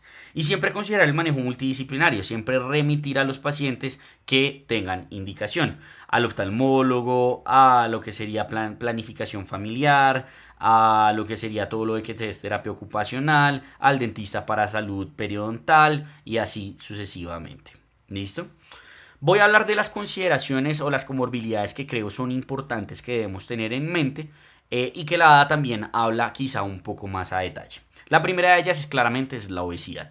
La obesidad sabemos que la definimos como un índice de masa corporal mayor a 30, un poco menos en población asiática que suele ser 27, y no se debe basar únicamente en esta medida. O sea, la obesidad no solo la determina el índice de masa corporal, cada vez más sabemos que el paciente requiere una valoración nutricional completa para evaluar si tiene o no algún grado de malnutrición hacia la obesidad. Y es muy importante aquí evaluar trastornos alimenticios que indiquen que el paciente también necesita apoyo psiquiátrico en ese contexto. ¿Por qué es importante el manejo de la obesidad? Porque su manejo previene el desarrollo y la progresión de la diabetes mellitus tipo 2, al igual que de las enfermedades cardiovasculares. Y es importante que debemos evaluar por lo menos anualmente este componente de la obesidad. Y es muy importante también usar un lenguaje apropiado, persona con obesidad, no paciente obeso, ¿cierto? ¿Qué debemos hacer? Reducir de peso. 3 a 7% ya tiene mejoría de desenlaces, pero lo ideal es lograr más del 10% y esto idealmente debe ser guiado por un nutricionista y un deportólogo y siempre considerar reducir los medicamentos que pueden favorecer la instauración o la perpetuación de la obesidad, como las tiazulinedionas, los antipsicóticos. ¿Cómo voy a manejar la obesidad? Voy a buscar un déficit calórico de 500 a 700 kilocalorías al día. Eso implica más o menos un consumo de 1200 a 1500 calorías en mujeres, 1500 a 1800 en hombres. En farmacoterapia vamos a entender efectividad si el paciente pierde más del 5% del peso en 3 meses. Y algo importante es que si yo con medicamentos logro esta reducción de peso, ese medicamento sigue de manera indefinida. No lo voy a descontinuar. Ya está claro que si uno lo descontinúa, esos pacientes hacen rebote y vuelven a presentar obesidad. La importancia no solo es en la reducción, sino precisamente en el mantenimiento de la reducción y, como les dije, no debemos retirar medicamentos. El uso de dietas ultra restrictivas, ultra bajas en calorías y demás se podrían considerar solo por un periodo de tiempo y en pacientes seleccionados. De resto no, de resto es lograr este déficit calórico con una dieta adecuada, balanceada, mediterránea, DASH, etc. Y algo importante es que no hay evidencia de suplementos nutricionales. Se han estudiado dispositivos, o sea, para, digamos, tener un punto intermedio entre lo que sería la cirugía metabólica que vamos a hablar a continuación y el manejo farmacológico, que van a ser el balón gástrico, el aspirado gástrico, el estimulador del nervio vago o el Plenity, que es el hydrogel. Faltan más estudios para que se puedan recomendar formalmente y como en qué pacientes específicamente. ¿Listo? Ya en lo que sería el manejo específico, que es el manejo farmacológico y el manejo quirúrgico con lo que conocemos como cirugía metabólica, no es bypass gástrico, no es cirugía de reducción de peso, es cirugía metabólica. El manejo farmacológico lo vamos a indicar en los pacientes que tienen un índice de masa corporal mayor a 27 y no logran reducción de este índice de masa corporal con cambios en estilo de vida. Tenemos varios medicamentos que a su vez son hipoglicemiantes, que son el GLP-1, perdón, aquí me equivoqué, GIP, que es el tirzepatida y los inhibidores del SGLT2, pero con autorización por, digamos, como FDA y demás para reducción de peso, GLP-1 y tirzepatida. Existen otros medicamentos que se pueden considerar, pero que no tienen beneficio glicémico, como el Orlistat o la fentermina topiramat. En cuanto a la cirugía metabólica, la vamos a indicar en el paciente que tiene índice por encima de 30 y no logra reducción de esto, pese a manejo farmacológico y pese a cambios en estilo de vida. Esto requiere un equipo multidisciplinario porque la cirugía metabólica, si bien es muy buena, fíjense cómo induce remisión en más del 80% de los pacientes de los diabetes, pues no está exenta de complicaciones, aunque son bajas, y requiere de, muy importante eso, o sea, un abordaje psiquiátrico, psicológico y demás que autoricen que el paciente está en condiciones mentales, está en condiciones de compromiso, de hacer, pues digamos, o sí, como someterse a una cirugía metabólica y a todos los cambios que esta implica. Esta remisión del 80% de la diabetes impacta claramente en beneficios cardiovasculares, en reducción de complicaciones microvasculares, entonces pues claramente es una opción que debemos tener en mente, que no se debe estigmatizar, que no debe ser solo para el paciente ultra mega obeso, sino que va a ser para el paciente con obesidad, con índice de masa corporal por encima de 30.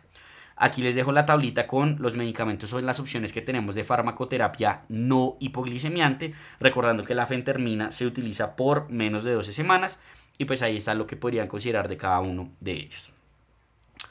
Otro componente muy importante en el manejo del paciente con diabetes pues es el manejo de su riesgo cardiovascular. Aquí no entra solo el manejo glicémico, sino el manejo de la presión, de la dislipidemia y de pues digamos el adecuado uso de los medicamentos. Y para eso es muy importante determinar el riesgo cardiovascular. ¿Con qué determinamos el riesgo cardiovascular? Pues va a depender de dónde vivan. Europa es SCORE, en Estados Unidos ASCVD, en Colombia ya tenemos la validación de la ASCVD, en Latinoamérica está el HEARTS. Piensen o busquen cuál es la escala que verdaderamente aplica al país en el cual ustedes viven y con eso determinen el riesgo cardiovascular. Igual si no están seguros, en general el paciente con diabetes va a tener o muy alto riesgo o riesgo moderado. ¿Listo? En general va a tener alguno de esas tres categorías de riesgo cardiovascular. En cuanto a la hipertensión, se debe tamizar cada 6 meses. La ADA utiliza la definición de la AJA para hipertensión de 130-80, no la definición europea de 140-90, y deja como meta de tratamiento 130-80. ¿Por qué? Porque en el sprint, en el accord, en el step han demostrado beneficios. El sprint excluyó diabetes mellitus, el accord no mostró beneficio, entonces había la duda de si sí o si no. Pero el step, que es de pacientes ancianos, el 20% tenían diabetes y ya tenemos múltiples metaanálisis que confirman que hay beneficio de un control estricto de la presión arterial. ¿Y con qué lo vamos a lograr? Como esto se basa en la guía americana, ¿cierto? No deja recomendación de terapia combinada desde el inicio como de la europea, sino que lo basa en el grado de hipertensión. Si tengo una presión arterial mayor a 150, me voy con 2 agentes. Si no está mayor a 150, me voy con un agente. Y el agente que voy a escoger depende de si el paciente tiene o no tiene albuminuria. Si el paciente tiene albuminuria, me voy a ir con un IECA o con un ARA2, mientras que si el paciente no tiene albuminuria, pues me voy a ir con cualquiera de los de primera línea. Voy a hacer control y si no está logrando metas, pues voy a ir adicionando medicamentos. En cuanto a la dislipidemia, pues digamos que va a depender de si estoy en el contexto de prevención primaria o prevención secundaria. En prevención primaria, fíjense cómo en personas entre los 40 y los 75 años, en general voy a recomendar el uso de estatinas de moderada intensidad o estatinas de alta intensidad a todo paciente que tenga algún factor de riesgo cardiovascular y buscando una meta de LDL menor a 70. Por el contrario, si el paciente es diabético, no tiene ningún otro factor de riesgo cardiovascular y estoy en prevención primaria, estatina de moderada intensidad y aquí en general la meta va a ser menor de 100 miligramos por decilitro. Si está entre 20 y 40 años, pues voy a considerar si el paciente tiene otros factores de riesgo cardiovascular y en mayores de 75 años, ojo, lo voy a considerar. Ahora, si mi paciente tiene prevención secundaria es porque ya tiene enfermedad cardiovascular arteriosclerótica y por ende casi todos esos pacientes van a ser muy alto riesgo cardiovascular. Mi meta en general va a ser menor a 55 y voy a hacer el manejo apropiado. Estatinas de alta intensidad, si no lo logro, ezetimibe o terapia dirigida al PCSK9. ¿Listo? La meta del LDL en prevención primaria, como les dije, en general 70, en prevención secundaria en general 55.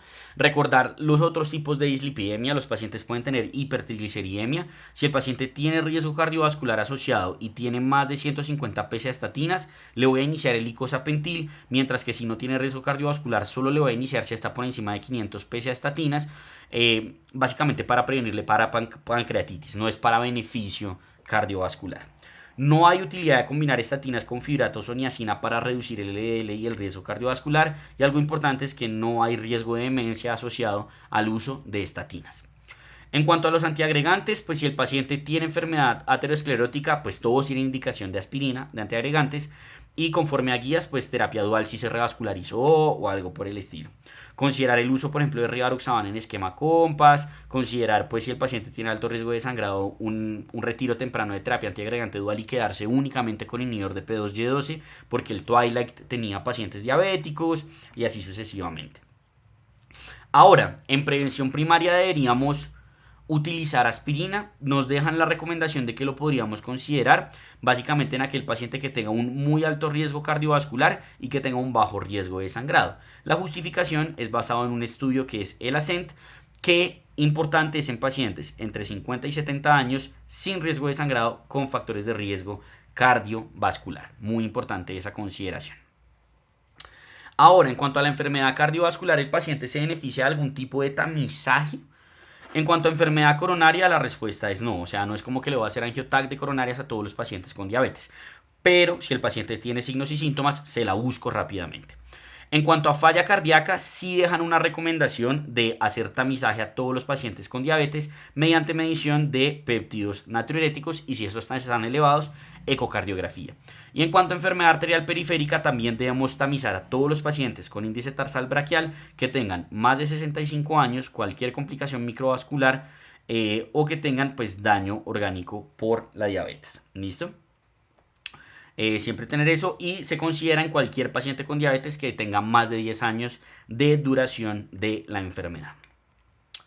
En cuanto al manejo de la enfermedad cardiovascular, pues recordar que si el paciente tiene enfermedad cardiovascular aterosclerótica o riesgo cardiovascular elevado, pues GLP-1 con o sin SGLT2, entendiendo que no son excluyentes. De hecho, ya tenemos evidencia de un efecto aditivo del uso de los dos. Si tiene falla cardíaca o enfermedad renal crónica, pues preferir los SGLT2, no usar tiazolina y ionazoide PP4, pues considerar la posibilidad de IECA, ARA2 o beta bloqueadores. Si el paciente tiene proteinuria, pues el finerenón es una opción cuando el IECA o el ARA2 están a dosis máximas y esto ha demostrado disminuir desenlaces cardiovasculares, entonces siempre tenerlo en mente. Y en enfermedad coronaria, pues siempre utilizar el uso del beta bloqueador y del inhibidor de enzima convertidora de angiotensina. ¿Listo?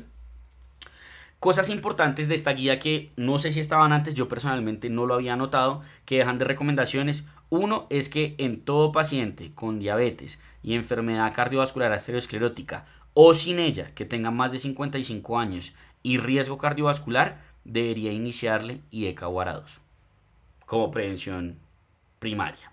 ¿Listo? Como me pareció importante eso. Y número 2, todo paciente con diabetes mellitus tipo 1 y diabetes mellitus tipo 2 que tenga riesgo de cetoacidosis, debo educarlo en la prevención y la identificación de la misma cuando le pongo un inhibidor de SGLT2. Otra comorbilidad importante es la esteatosis hepática. Muy importante es que siempre debo considerar su tamización, ¿cierto? Si el paciente efectivamente tiene un componente esteatósico hepático, le voy a hacer una evaluación no invasiva de fibrosis a través de un score que es el FIB4. Si el FIB4 no es mayor a 1.3, el paciente tiene bajo riesgo y nada, simplemente le hago manejo de prevención primaria, mientras que si es mayor a 1.4, mi paciente tiene riesgo de cirrosis y le hago elastosonografía o fibroscan. Si el fibroscan no es mayor a 8 kilopascales, nada, me quedo tranquilo, tamizaje cada 2 años con FIB4, mientras que si sí es así, el paciente debe ser remitido a un hepatólogo y debe considerarse, pues digamos, el uso de terapias adicionales dirigidas a esto. Es importante, ¿por qué? Porque los pacientes con diabetes mellitus tipo 2, fíjense que más del 70% tienen esteatosis. ¿Y por qué va a ser importante? Porque impacta en el manejo. Debo dar manejo de farmacoterapia, debo dar manejo de diabetes y debo considerar si el paciente es candidato a terapia dirigida contra la esteatosis hepática. Fíjense cómo si el paciente ya tiene F2 o F3 o ya tiene la parte de la cirrosis, debo de considerar especialmente en F2 y F3 GLP-1 y la pioglitazona, y aquí puedo considerar el resmetirom como una terapia dirigida a prevención de progresión de fibrosis. El resmetirom solo se usa en ese grupo. Fíjense que cuando tiene cirrosis compensada o descompensada hay que tener cuidado, por ejemplo, con el uso de los análogos del GLP-1, y si ya tiene cirrosis descompensada, básicamente solo voy a utilizar insulina. Aquí, incluso en cirrosis compensada, debería de considerar la posibilidad de la cirugía metabólica, porque la cirugía metabólica también logra reversión de la esteatosis hepática. En cuanto a las fracturas, algo importante a saber es que la diabetes mellitus se asocia con osteoporosis por factores de riesgo generales y específicos de la enfermedad. ¿Qué deberíamos hacer entonces? Garantizar un adecuado aporte de calcio y de vitamina D, evitar la hipoglicemia para prevenir caídas, y algo importante a saber es que los inhibidores del SGLT2 no aumentan el riesgo de fracturas. Eso ya está claro que no es así, mientras que las tiazolinedionas y las sulfonilurias sí y se deberían evitar. Algo importante es considerar manejo farmacológico en osteopenia, ¿cierto? ¿Qué nos dice esto que me pareció? Pues no sé si ya lo habían puesto en la guía anterior, yo personalmente no lo había detallado, es que nos dejan esta recomendación. La diabetes mellitus tiene una densidad mineral ósea más alta, pero tiene menor fuerza ósea, por lo cual ellos recomiendan que a lo que sea que nos dé la densidad mineral ósea en la densitometría de estos pacientes, deberíamos sumarle 0.5 para categorizar. ¿Listo? Para categorizar. Y algo importante es que en el FRAX consideran poner artritis reumatoide como equivalente a diabetes mellitus, o sea, marcar artritis reumatoide si el paciente tiene diabetes, para con eso ajustar el riesgo en la calculadora y lo dejan escrito. No lo dejan en recomendaciones formales de texto, pero sí lo dejan en el escrito. Entonces lo importante es saber que hay mayor riesgo y que puede estar sobreestimada la densidad mineral ósea. ¿Cuándo deberíamos entonces hacer una evaluación diagnóstica? Los pacientes mayores de 65 años con diabetes deben de tamizarse para osteopenia y osteoporosis, y en todas las mujeres posmenopáusicas y en hombres mayores de 50 años que tengan historia de fracturas o que tengan factores de riesgo específicos de diabetes, como hipoglicemia persistente, más de 10 años de duración, uso de medicamentos de riesgo, mal control glicémico, complicaciones microvasculares, caídas o uso de glucocorticoides. Debería desde los 50 años y en las mujeres posmenopáusicas hacer tamizaje. Y en diabetes mellitus tipo 1 dejan la recomendación de que incluso antes en edad uno debería considerar la tamización. ¿Cuándo remitir a psiquiatría? Pues básicamente cuando el paciente tenga evidencia a la valoración de síntomas depresivos, de desórdenes de lo que sería la parte de la alimentación, que el paciente intencionalmente omite sus medicamentos, que haya sospecha de una enfermedad mental y así sucesivamente. En cuanto a la vacunación, vacunación contra COVID-19, hepatitis B, influenza, neumonía, sea con la PCV20, con la PCV15, el virus incitial respiratorio, perdón que eso quedó así de movido, el DPTA y el zóster también, importante tenerlo en mente, dentro de las vacunaciones que les vamos a ofrecer a estos pacientes. Hablemos ahora de qué hacer con el paciente cuando se hospitaliza. Lo que tenemos que saber aquí es que apenas un paciente diabético ingresa a un servicio de urgencias, a todos les deberíamos tomar una glucometría al ingreso y según eso vamos a tomar decisiones. Si la glucometría es mayor a 140, le vamos a tomar una hemoglobina glicada y le vamos a hacer control glucométrico. Pero si es superior a 180 en 2 ocasiones en menos de 24 horas, vamos a considerar que tiene una hiperglicemia persistente y por ende el paciente va a requerir de manejo. Esto aplica en general también para pacientes no diabéticos, pero ahorita nos estamos enfocando en el diabético. Ojo, si de entrada mi paciente ya venía con manejo con insulinas, sobre todo con un esquema basal bolo, pues no me voy a esperar a que haga hiperglicemia para iniciarle las insulinas. Ahí sí ya yo sé que le debo iniciar insulinas durante la hospitalización.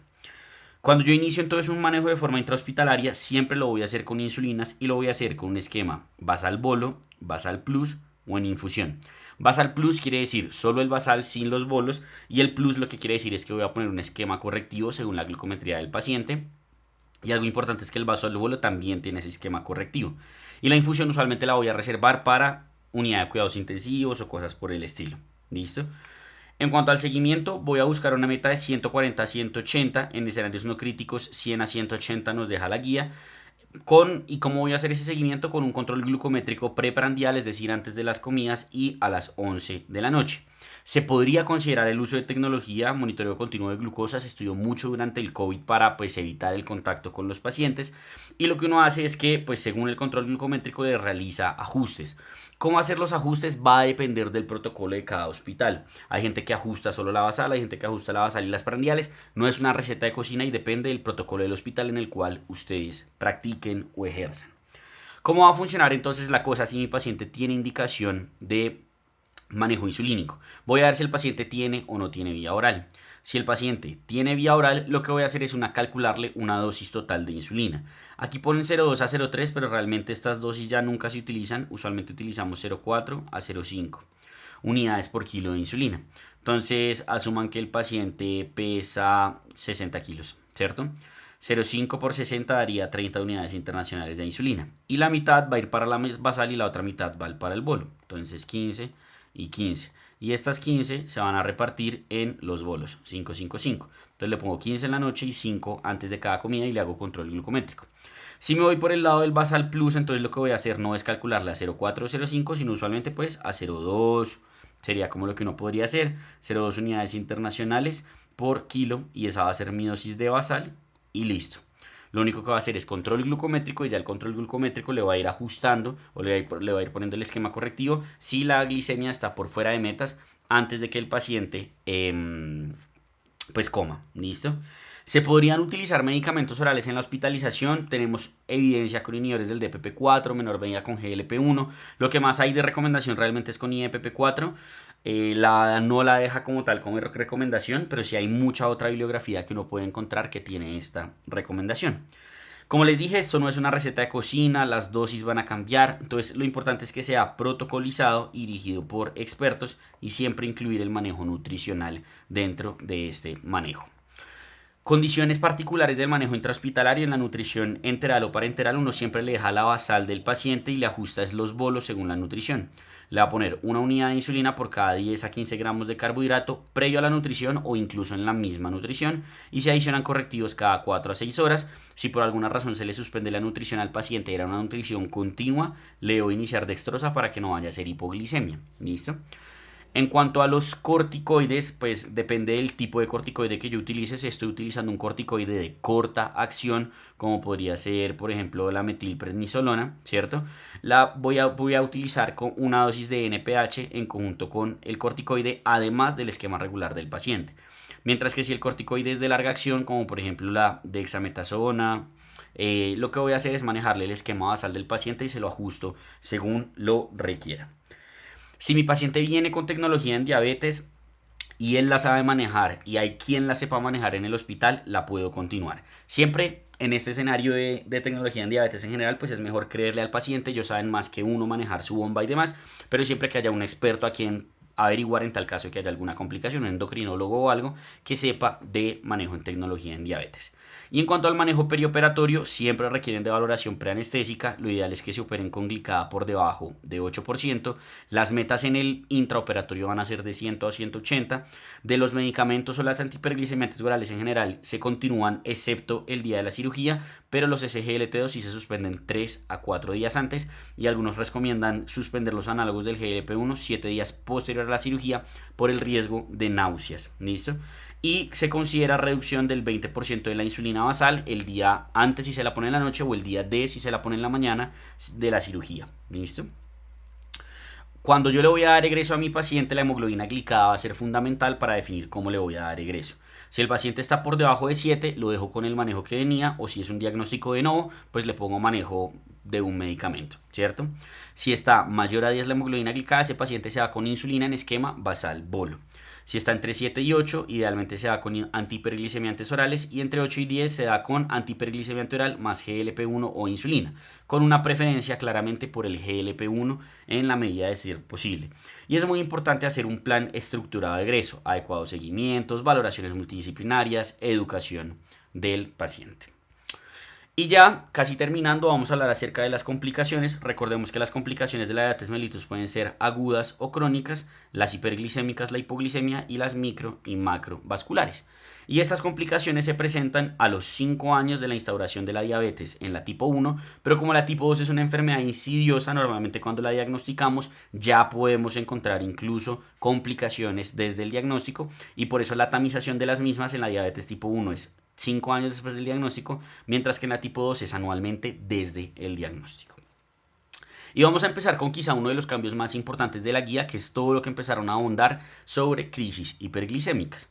Recordemos que las crisis hiperglicémicas son dos: cetoacidosis diabética y estado hiperosmolar hiperglicémico. Normalmente la cetoacidosis diabética es un paciente que desarrolla la complicación súbitamente, agudamente, usualmente no va a tener alteración en el estado de la conciencia, puede tener náusea, vómito y dolor abdominal, y va a tener los síntomas de polipsia, poliuria, polifagia. Por su parte, el estado hiperosmolar se va a demorar mucho más en presentarse y suele tener alteración en el estado de la conciencia. También tiene los síntomas clásicos de diabetes y se suele presentar en muchas ocasiones con otra enfermedad. Y algo importante es que hasta un tercio pueden ser mixtas, pueden tener características de las dos, y de los pacientes con cetoacidosis diabética hasta el 10% van a tener cetoacidosis diabética euglicémica. Es decir, que tienen la cetoacidosis, pero la glicemia no está elevada, y eso usualmente ocurre en el contexto de pacientes con uso de inhibidores del SGLT2 o con otras características favorecedoras como hepatopatía, alcohol, ayuno o embarazo.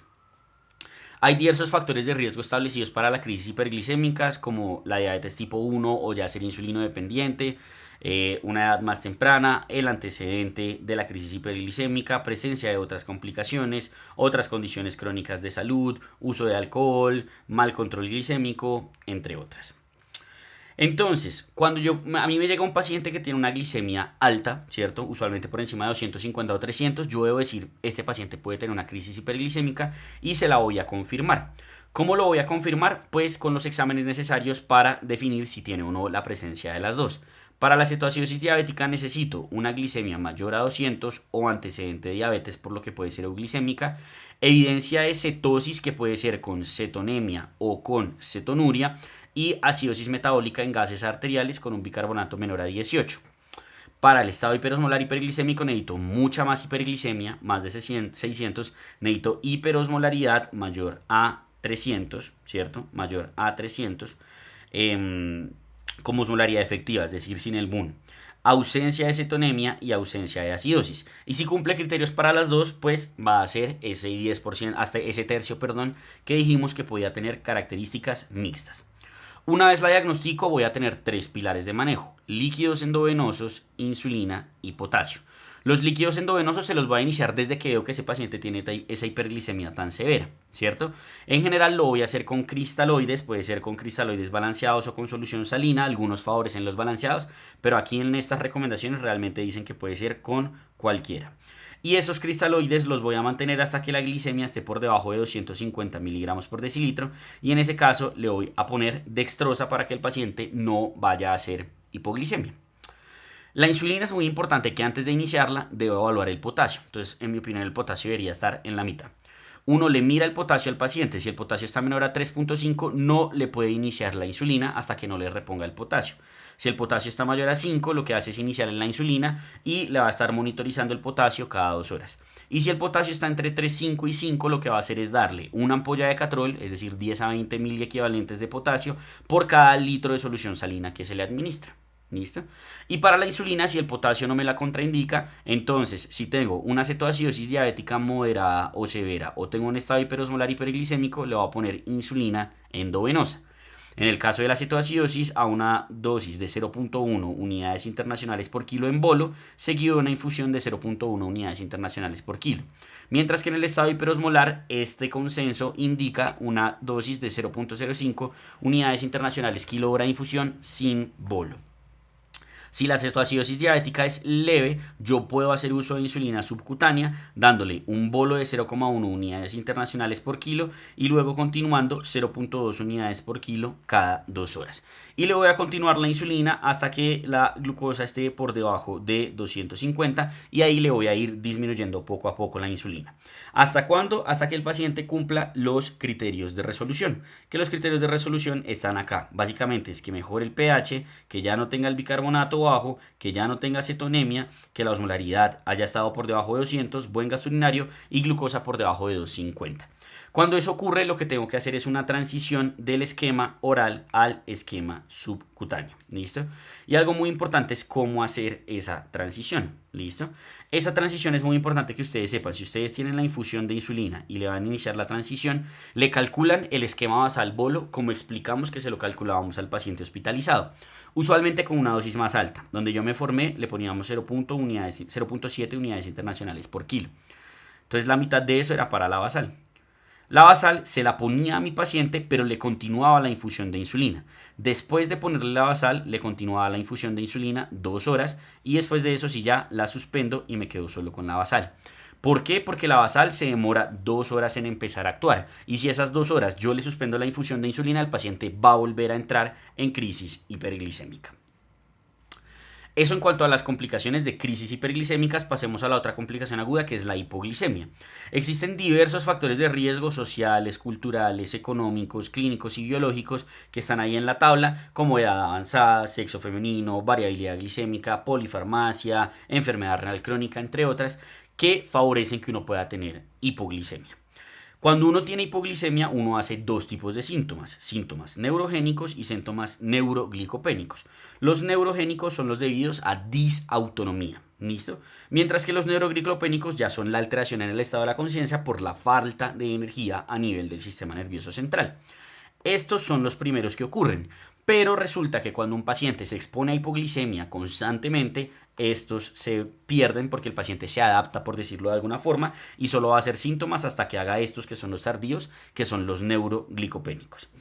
De pronto habrán escuchado acerca de la triada de Whipple que se necesita para diagnosticar hipoglicemia, pero eso no aplica en diabetes. En diabetes la hipoglicemia se diagnostica así. Si tiene glicemia entre 70 y 54 es una hipoglicemia nivel 1. Si tiene glicemia en 50 y por debajo de 54 es nivel 2. Y si tiene cualquier valor bajo de glicemia asociado a una alteración en el estado mental que requiera de ayuda para que el paciente se incorpore, va a ser un nivel 3. Es muy importante lo que les decía de siempre valorar este riesgo y como les había dicho hay scores para evaluar la hipoglicemia inadvertida, el Clark, el Gold, el HipoAQ, Pendersen-Bergard, entre otras. El monitoreo continuo de glucosa pues es de gran ayuda en los pacientes que hacen toda esa cantidad de hipoglicemia y pues es muy importante identificar a estos pacientes pues para prevenir episodios de hipoglicemia porque la hipoglicemia es más mortal que la hiperglicemia.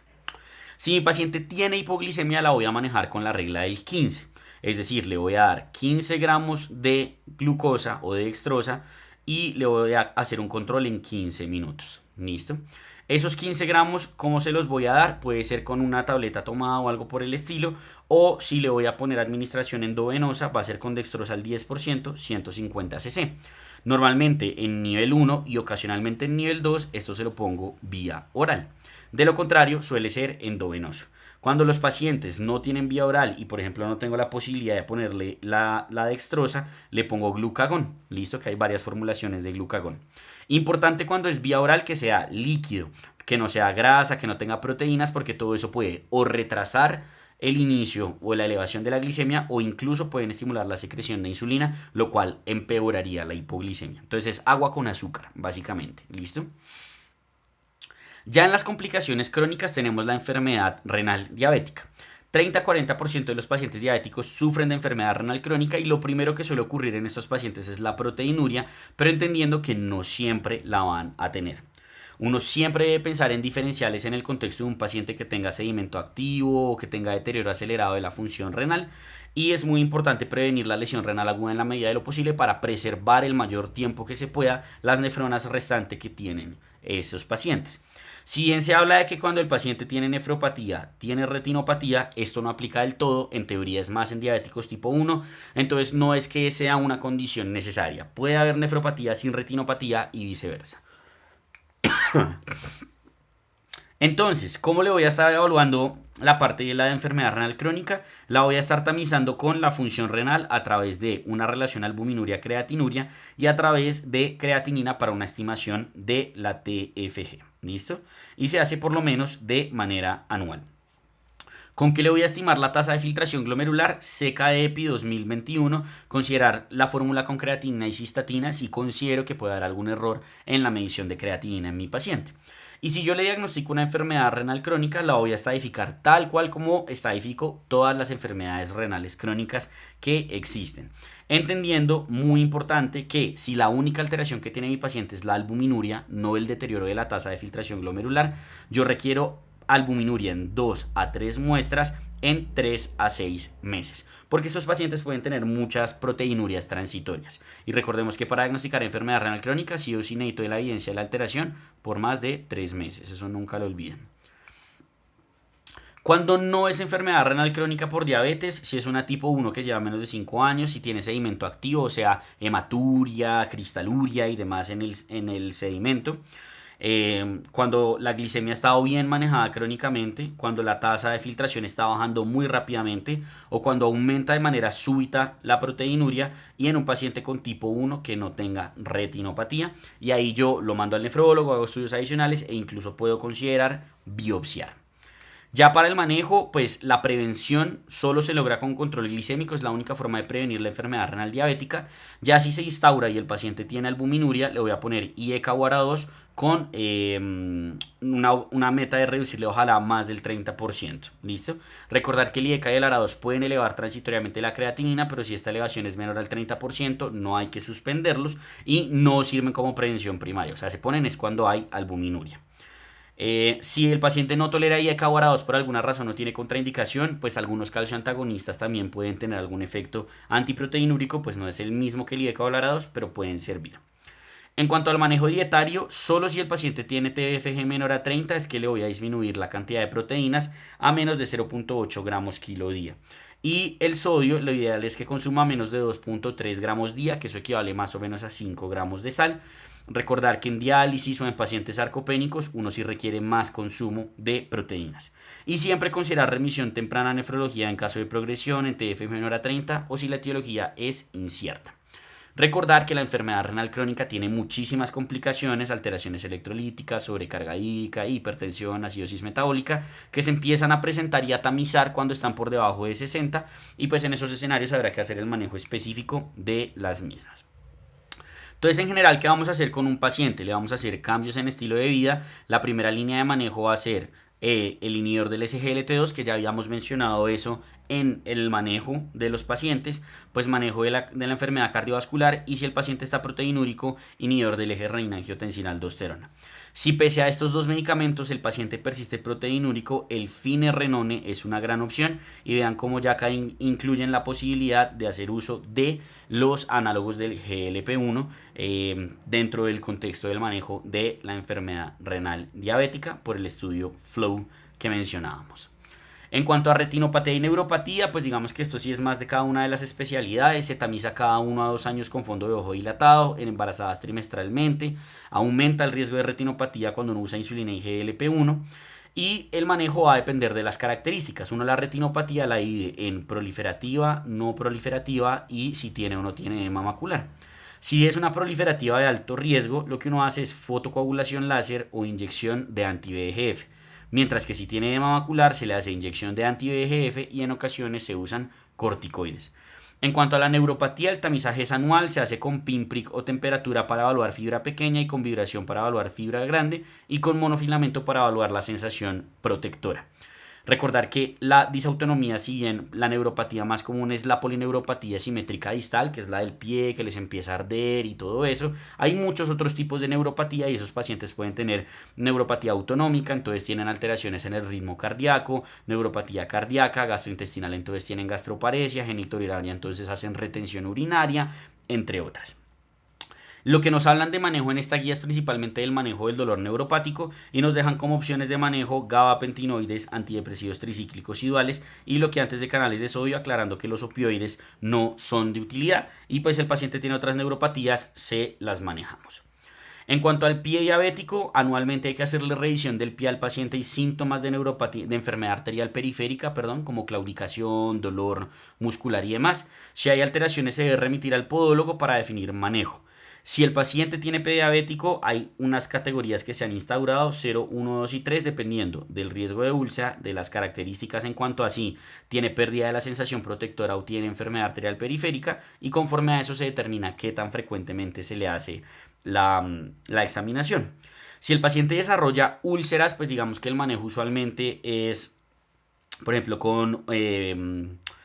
sí, como con evitar que haya más peso sobre las úlceras. Si ya están muy feas, se puede hacer uso, por ejemplo, de bridamiento del tejido necrótico, revascularización de heridas isquémicas, manejo de la infección si el paciente tiene infección, uso de vestimentas como con medicamentos tópicos y demás. Y ya de última medida, manejos avanzados como presión negativa, cámara hiperbárica, matriz celular, entre otras. Ya saliendo de las complicaciones, vamos a hablar rápidamente de lo que la ADA nos deja como poblaciones especiales. En cuanto a los pacientes ancianos, lo importante es individualizar si el paciente está anciano, si el paciente tiene una muy mala salud o está en un punto intermedio, determinar según eso que su meta de hemoglobina glicada puede ser 7%, 8% o incluso no tener meta, que lo importante sea evitar síntomas en ese paciente que por ejemplo está en el estadio final de la vida. Siempre tamizar los síndromes geriátricos, entonces tamizar disfagia, tamizar demencia y todas estas alteraciones. Siempre evitar la hipoglicemia en estos pacientes y nos hablan de la estrategia de las 4 M's. Uno, evaluar mentalidad, movilidad, medicamentos y qué es lo que más importa para ese paciente. Una glicada de 7% o calidad de vida. La tecnología puede ser un gran aliado, pero pues tenemos el problema de la educación y de que necesitamos un paciente capaz intelectualmente. Y recuerden que si uno le hace tecnología o monitoreo continuo de glucosa, los valores cambian. Solo existe un rango de TBR, existen los dos rangos de TAR, pero cambia la meta. El TIR, la meta es 50%, TAR es 50 y 10% y del TBR menor a 70 es menor al 1%. Siempre que yo tenga un paciente anciano, debo considerar la posibilidad de simplificarle su manejo. Aquí hay un algoritmo que nos habla muy bien de cómo deberíamos hacerlo según si el paciente tiene insulina basal, insulina prandial, insulina premezclada, para conforme a eso tratar de utilizar la menor cantidad de medicamentos posible y con la mayor facilidad de administración para nuestro paciente. Evitar tiazolina, ionas y sulfonilurias por riesgo de hipoglicemia, ojo con eventos adversos de metformina y siempre considerar obviamente GLP-1 y SGLT2 por el beneficio cardiovascular. En cuanto a la diabetes gestacional, pues las mujeres idealmente deberían tener una valoración preconcepcional y un embarazo planeado con evaluación de si tiene o no tiene disglicemia antes del embarazo. Si no es así, por lo menos antes de las 15 semanas el paciente debe tener una evaluación de disglicemia con los valores que conocemos de prediabetes y ya si el paciente efectivamente no tiene disglicemia, a las 24 a 28 semanas voy a hacer el tamizaje como tal de diabetes gestacional. Si el paciente desarrolla la diabetes gestacional, le debo hacer una prueba de PTOG a las 4 a 12 semanas para confirmar si hay resolución o no de la disglicemia o si el paciente queda con diagnóstico de diabetes o prediabetes. Y recordemos que la diabetes gestacional es una indicación para tamizar cada 1 a 3 años a la paciente en cuanto a la posibilidad de tener o no diabetes o prediabetes. ¿Por qué es importante esto? Porque se asocia con peores desenlaces maternos y fetales. Es importante recordar que si la paciente ya es diabética y se embaraza, en la primera semana va a aumentar la sensibilidad a la insulina, en el primer trimestre, perdón. Va a aumentar la sensibilidad a la insulina y va a seguir más o menos así hasta la semana 16 del embarazo, o sea, más o menos el primer trimestre. Después de esto, segundo y tercer trimestre va a haber un aumento progresivo en la resistencia a la insulina y ahí es donde pueden haber o la diabetes gestacional o un mal control glicémico si la paciente ya era diabética.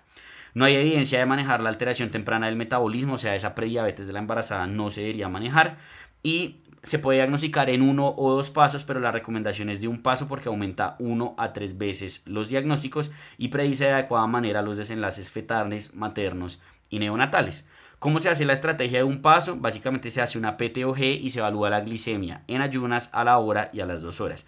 Y si el paciente tiene valores por encima de 92, 180 o 153 respectivamente, tiene diagnóstico de diabetes gestacional. Recordar que esto, si la paciente ya no tenía disglicemia previa, si tiene disglicemia antes de la semana 24, pues lo que sea que hagan no va a ser diabetes gestacional. Y no debemos utilizar la hemoglobina glicada en el diagnóstico porque esta se disminuye falsamente durante la gestación.